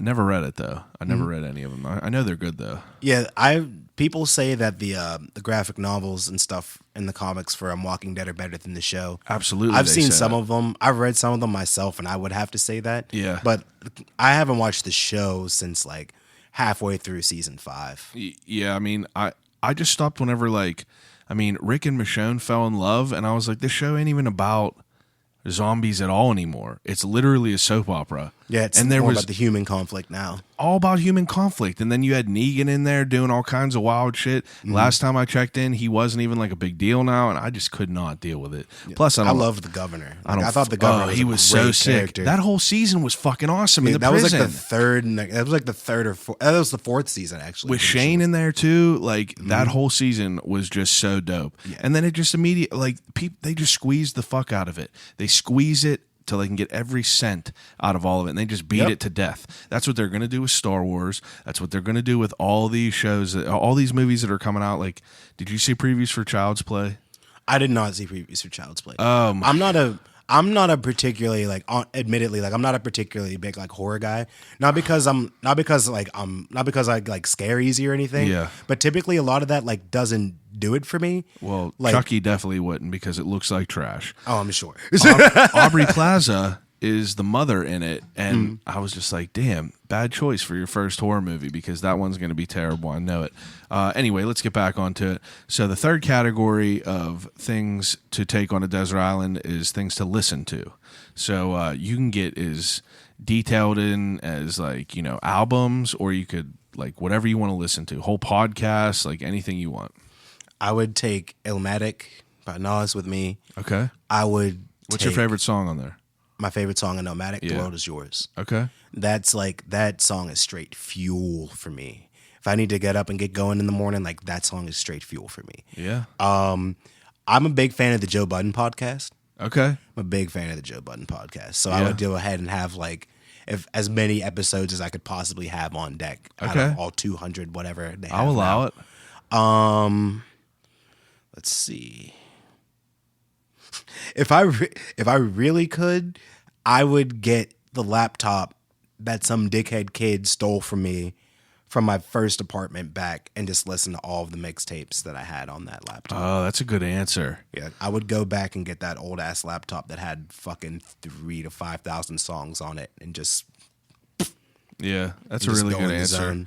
It's there's some songs that were from our childhood that. Not childhood even, but 9th, 10th grade that my buddy would have on his computer. My buddy Brandon was seriously he was the key to all the dope shit. He was the first person who ever told me about Soulja Boy. He turned me on to Ice Creams, all these underground rappers and shit like that. And I know that if we had his old computer still, it would be fucking crazy. Oh man. I remember there was a song called it was called the Everyday New Mix by Jay Nix. And no, I've never heard of that dude again in my life, but this song was so fucking mean, and we used to just bang it all the time, just skating his driveway and shit. It was crazy. All right, those are good answers for sure. Those are good answers. Second to last question is the desert island. I mean, Second to last question is the death row meal. So death row meal is you could have whatever you want from wherever you want, as much as you want, as many places as you want. Ooh. You ever see them articles where it like will tell you what like people get before they go on death row? I have seen a couple of stories. Super before. morbid, but like it's interesting. Yeah. I would definitely get some sushi. From where? Probably from Ichiban. Ichiban? Yeah. I like Ichiban. Yeah, I like That's Ichiban my a second lot. favorite, but I mean, I haven't been to a bunch of different places. That might be my third. I love Yokoso's. I've never been there before. Have you ever gone to Sushi Bomb in Robinson? Is that the one? They do like all you can eat. They do like a flat rate all you can eat. Is that right by Fox's Pizza in that little, by Settlers Ridge? Yeah. Yeah. I know what you're talking about. I've never been there. Their sushi is really good, and that all you can eat deal is something you Sushi can't bomb. beat. Oh, I'll You definitely can't fuck beat that with all that. you can eat. I'm telling you, you got to go to Yokoso's, and another slept-on place is Taipei Tokyo in Monroeville. Ooh, I'll have to try that. Do you remember Qzar, the laser tag place? I think so. Yeah. It was over. I don't know how to describe where it is in the mall. It's like if you're walking out of Barnes and Noble, like towards like where Olive Garden and shit is. It's just like in that little shopping center where like Kmart was. Oh, okay. I know what you're talking about. Yeah, there's a little. It's called Taipei Tokyo, and it's fucking fire. That's my number one. All right, bet. They got the best sushi there. I'm gonna keep that in mind. Ichiban's good though. I fuck with that up in Robinson. Sushi Bomb with the all you can eat deal though. I'm gonna have to hit that up. Yeah, for sure. I would definitely get some sushi. I would There's this spot that whenever we were in LA, I have a cousin that lives out there. Yeah. And I linked up with her while we were there. We went to Koreatown, and we went to this chicken spot that was there. Ooh. And they called it snow chicken, and they seasoned it with like they seasoned it up, and it was like it was like fried perfectly. Yeah. Like it was still like very meaty pieces. Like it was still very, very crispy. It was very like nice and warm. The seasoning on it was like sweet. It was almost like a butter. It was like a little like some butter and some other stuff on there too. Yeah. Like this chicken was fucking insane. Ooh. Like I would get some of that. Man. I love it. Yeah, I would probably get some pho. Probably get some pho from Trams in Bloomfield. Trams. I've never been there. Yeah, it's right on Penn. It's right on Penn. It's a small spot. Like small, Fire. almost like a little hole in the wall sort of spot. Yeah, it's great. Man. Super good. I love I mean that's I love going to new places to eat. That's the best. Yeah, check out Trams. Trams is dope. Okay. Let's see. I'd have to get some pizza. I'd Where probably get from? a pizza from J&S out. It's a pizza shop. That's where JP said that too, J&S. Mm-hmm. So it's a legendary I'm gonna have to pie get right her there. to take me up there. Yeah, my suggestion, if you do get a J&S pie, go ahead and get it, crack that box open, let it sit for like 5 minutes. Yeah, you're wise. I'm telling you, man. Let it rest. Let me give you this game real quick, because like it's like an authentic Italian pizza. So like whenever they bust it out of the oven, like It's them still ingredients cooking are when they put it in a box. yeah, it's like molten, bro. Yeah. Like it's like I've gone to pick up slices whenever it was hot, and all my shit just sauce cheese just falls off. That's fucked so I like up. go ahead, crack that box, let it rest for a minute. Then I come through with like not like heavy dabbing, but I like go ahead and like soak up a little bit of the grease myself sometimes. Yeah. and then I go in while it's still hot. Well, it'll still be hot, but you got to let that cheese settle. For I a respect minute. that. I respect Yeah, that. I'm telling you. I Pop it gotta a little bit. Just let it breathe. Let it rest. Yeah, and it's it'll just be got to better. let it chill for a minute. Just go ahead and let that sit. It's like it's the same thing whenever you. Oh yeah, I'd have to get some cereal. Probably get some either Fruity Pebbles or Frosted Flakes. Oh my god. Have to. Have to. That is terrible. Someone. Need some Pebbles, man. Who the fuck was just on here? Dude from Turner's Iced Tea. He came on and he was like, "Oh, I love Frosted Flakes." And I told him the same thing. I was like, whenever I was younger, my mom only bought Frosted Flakes for like 10 years. And I was Oh, like, see, I can dig it there. I would get sick of them too. I was like, stop buying these. And then and she was like, what do you want? And I was like, I want Fruity Pebbles. So she ended up just buying Fruity Pebbles for the next 10 years. And then I was like, no more of these Fruity Pebbles. You just went on 10-year binges of both Dude, of those it cereals. was just like Damn. we were a family of norms. It's like, you know, Pop-Tarts were like brown sugar cinnamon Pop-Tarts, and like, you know, it was just the same shit. We were just a creatures of habit. Yeah, mad consistent. Absolutely mad consistent. But what the fuck? I can't complain. Yeah. See, is there anything else? A Wendy's 4 for $4. Oh, I fuck with Wendy's. Yeah, me too. Wendy's got and- the best burger of all of them. I gotta say.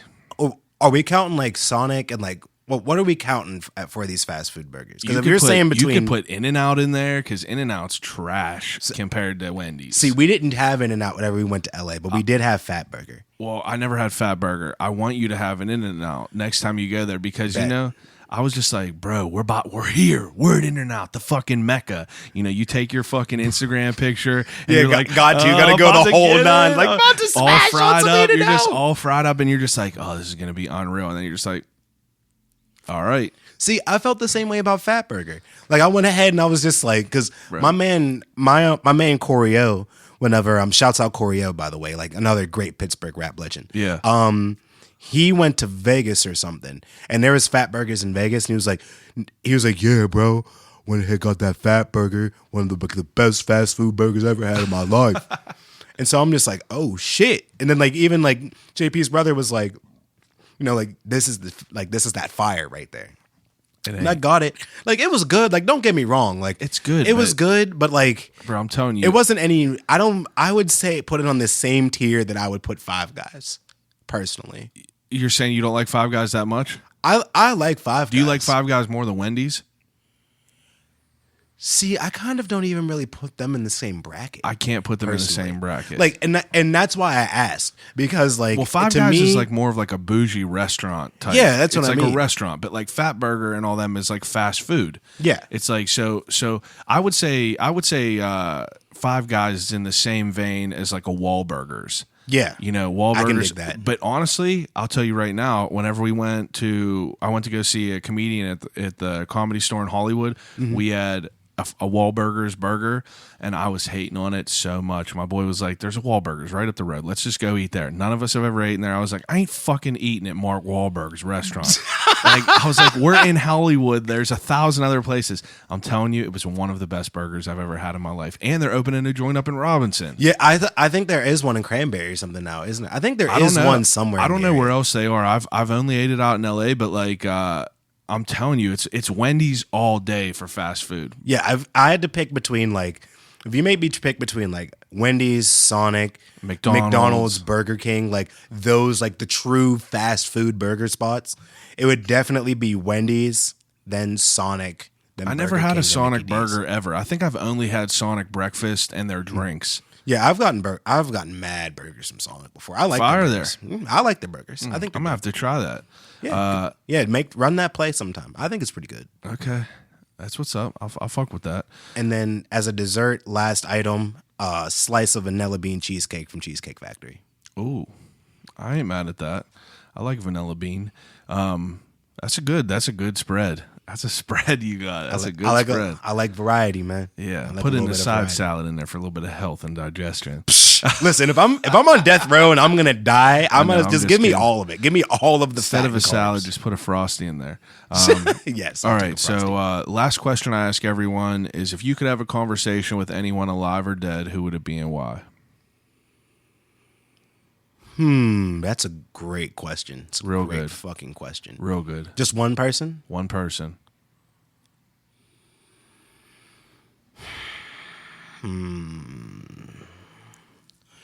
I think I would go with Malcolm X. That's a good answer. Yeah, I would go with Malcolm X. Good answer. And I would go with Malcolm X because one, Malcolm X is is a hero of mine personally. Like the idea of like going ahead and doing what it is that you need to do to like protect yourself and like get your fair share like in your society. Yeah. Like within society in general, not even like even beyond like the race aspect of it, because we all know whenever Malcolm X was around, like even beyond that, like the idea of just doing what you need to do to get yours, like is something that like sticks with me to this day a lot. I fuck with that. Yeah, and but I would just want to ask him like the same thing that I've asked my granddad this question before, like how did you do it? Like how did you live in the time period that you lived in and like just really endured like what y'all had to endure, all the fucking hatred and because shit. like I couldn't imagine it. Like I know like it's nowhere near like what it was back then like today, but it's definitely still ridiculous though. Oh yeah, it's still ridiculous. Like it's 2019. What the fuck is wrong with you people? It's even more insane that you see all this craziness online. Like I see crazy videos online every day of people just being fucked up. Yeah, just straight fucked up. People saying fuck shit. People doing fuck shit. Just like whatever. And it's just like I know how I feel right now. Like and it's mostly like these kids just like kids like saying stupid shit on Facebook. And I know how I be feeling like about that sometimes.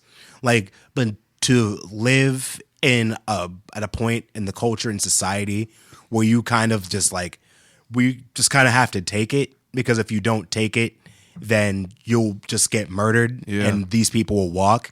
Like, I couldn't imagine it. Like, I honest to goodness, like, could not imagine it. Yeah, I mean, like, it definitely is insane. And I mean, like, I mean, it's like, you see it in the movies and shit like that. And like, I mean, like, it's fucking wild. And I agree with you. I couldn't imagine what it would be like back then. I mean, like, that shit wasn't, I mean, it's insane. Yeah, it's absolutely insane. Like, it was like, my granddad was in the military. Yeah. So, like, whenever he was young, so, like, he, like, you know, he had to serve in a segregated unit. Like, he had to go ahead and catch side eyes. Yeah, the segregation part is just, like, insane. Like, fucking different places designated, like that's fucking insane to think about it in today's world. I mean, or like what is it, like the Tuskegee Airmen, like this is a whole like group of like fighter pilots that get like shitty old planes. They don't get the proper materials to like repair them how they needed to be repaired, like all of this stuff. But these are people that are going out and doing the exact same thing that you are. Like, and you're giving them the shit stick simply because they don't look like you. Like, that's absolutely insane. Yeah, and like, and I'm sure like it's easy for us to say because like, you know, we grew up in the 90s and we're living in 2019. Yeah. So like, it's easy, like, it's so easy for us to look at that, like, and look back on that history and be like, wow, that's fucking crazy. Like, that's disgusting and terrible. But like, that was just the culture for those people, for folks back then, you know, like that just literally was what it was, and you just had to move through it and just like adapt and overcome. Yeah. Like, and I would really just like to have a conversation with like Malcolm X, obviously, like to answer the question, but in general, like I would like to have conversations with like a lot of people that were around in that day, just to older like people that went through it, just to be like, just to see like, how do you feel? Like, how did you get it? How did you make it through all of that? And how do you feel now in the current climate that we're in with everything going on? Like, just to really pick the brains, you know? Yeah, definitely wild. Recently, I watched that movie Green Book. Have you ever seen that? No, I did not see it. And like, I never knew about what that was, Green Book. Do you know what that is? It's a book that was made for people of color that just highlights places that are allowed, that you're allowed to go, basically. And it was like, I can't remember the guy's name, but he was a fantastic musician, like an unreal musician. Oh, that movie with Viggo Morrison? Yeah, yeah. And what's his name? And, that was okay, I remember what you're talking about. Yeah, and it was a fantastic movie. Like, it was just like, but it was just like, it was just so insane to like think about that, because it's just like something that, like, you know, one, removed from because like we're in 2019, two, removed from because it's just like, you know, I don't know, I've never heard of that. Like, I'm surprised I've never heard of it. And just, it was a wild, you know, I feel like I gain most of the shit like of what's going on because like from movies and like, shit that happened in history, and like half the time it ain't even accurate. Yeah. And it's just wild to really understand it and like actually like be an adult and like retain it rather than just be sitting in school not paying attention to anything and like not retaining any of that information. You're just simply sitting there trying to like get out of class as quick as you can. Yeah, I think history is definitely a course study for like school kids that I think is criminally slept on. Yeah. I think because it's not taken like as seriously as some other subjects are by the culture. Like it's a big part of why we have like the sort of issues that we have here. Like, and if you look at the sort of people, like not to go off into that in like a political sort of direction. Go ahead, dude. But if you look at the people that are really like the supporters of like our current president, Yeah. like there's a fairly common theme with like a majority of them. Yeah. Like a lot of these people come from places where they are like economically impoverished, like they're educationally impoverished. Like they're not getting like up to date, well maintained textbooks. The schools aren't being maintained well. The economics of some of these places aren't being like held up well. Like some of these places relied on, or like mining talents that relied on that shit. And as we didn't rely on it, or like their minds got tapped, like they just never effectively moved forward past that point. I never thought about that. So whenever you and like having history is like in teaching both modern and like past history gives you that cultured aspect to things where you can be able to understand like this happened. Let's talk about why this happened and what this affected, who this affected. And then you can go ahead and look at that and be like, holy shit, like this is some fucked up shit. Yeah. Now, even more so, it becomes a bigger issue because whenever you have people already setting curriculums for you, you kind of pick and choose the history that you want to teach. They say history is written by the victor. Yeah. So like if you go ahead and... I never heard that expression.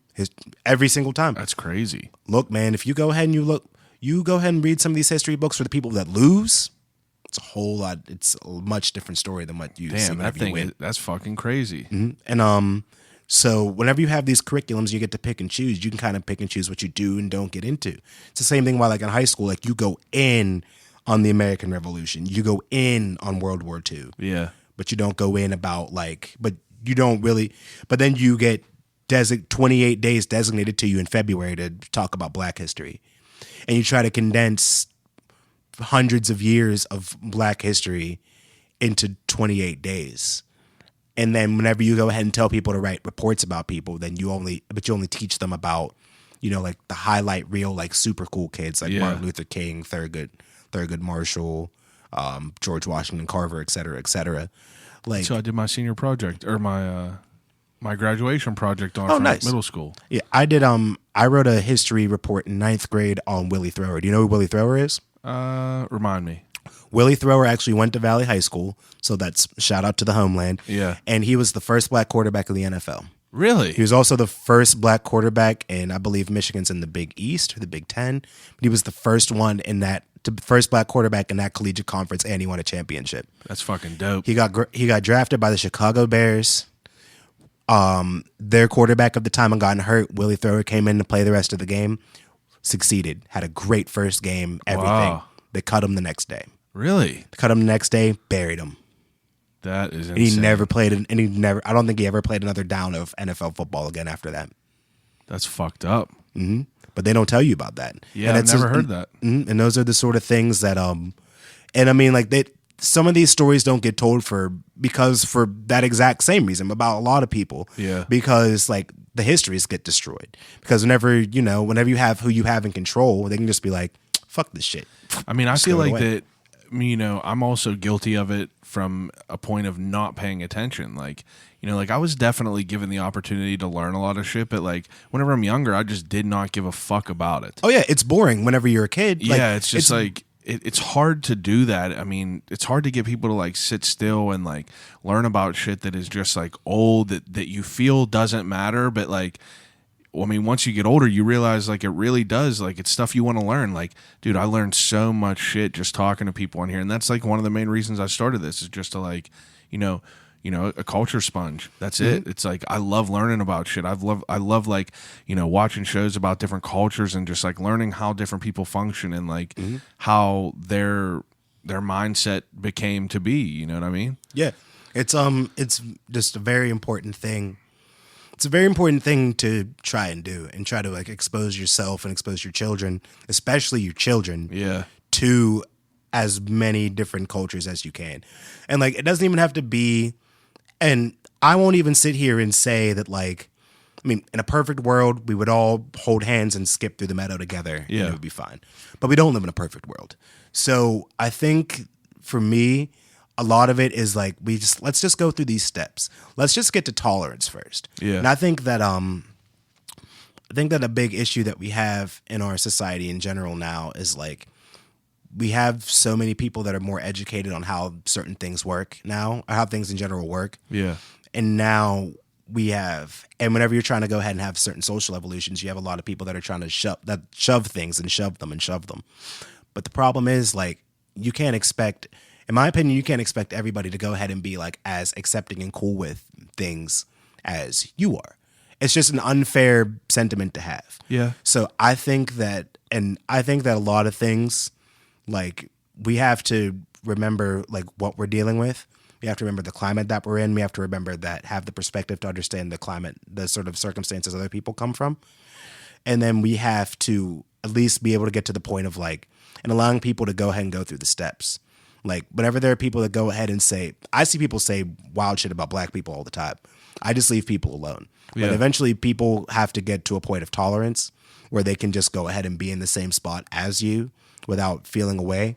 And as people go ahead and you grow through that, then, and people can go ahead and be cool with you in general, then you can like dive deep, and that's whenever you get to the other parts of it too.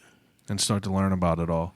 Yeah, like it's we have to get to tolerance so people will have enough, will at least be open-minded enough to learn. I mean, you think about like how crazy that is. It's like there's still people that are just like, against like, every sort of thing that doesn't even matter to their life whatsoever. Like, yeah, it's madness to me. I mean, I don't know, dude. I got in a fight with my grandmother over Christmas because she said something about Darlene, Roseanne's daughter, being on The View, speaking. She's like, she's a lesbian speaking all day, every day.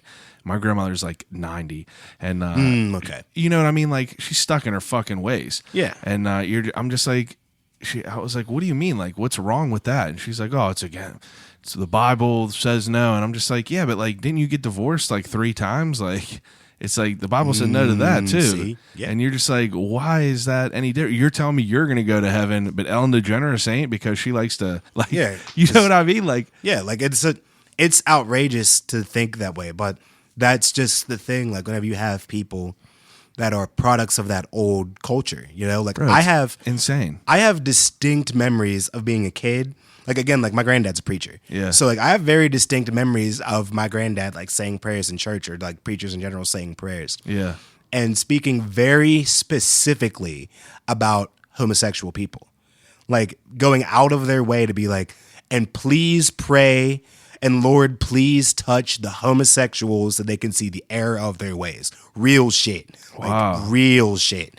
And to me, growing up, and I'm a similar situation, I got into an argument with an aunt of mine one time, like, in Sunday school. Yeah. And I was just like, well, I don't understand. Like, if a person happens to be gay, but they come to church every week like we do, they worship and pray and everything like we do, yeah, and they do everything the same way that we do, why would it matter if they're gay?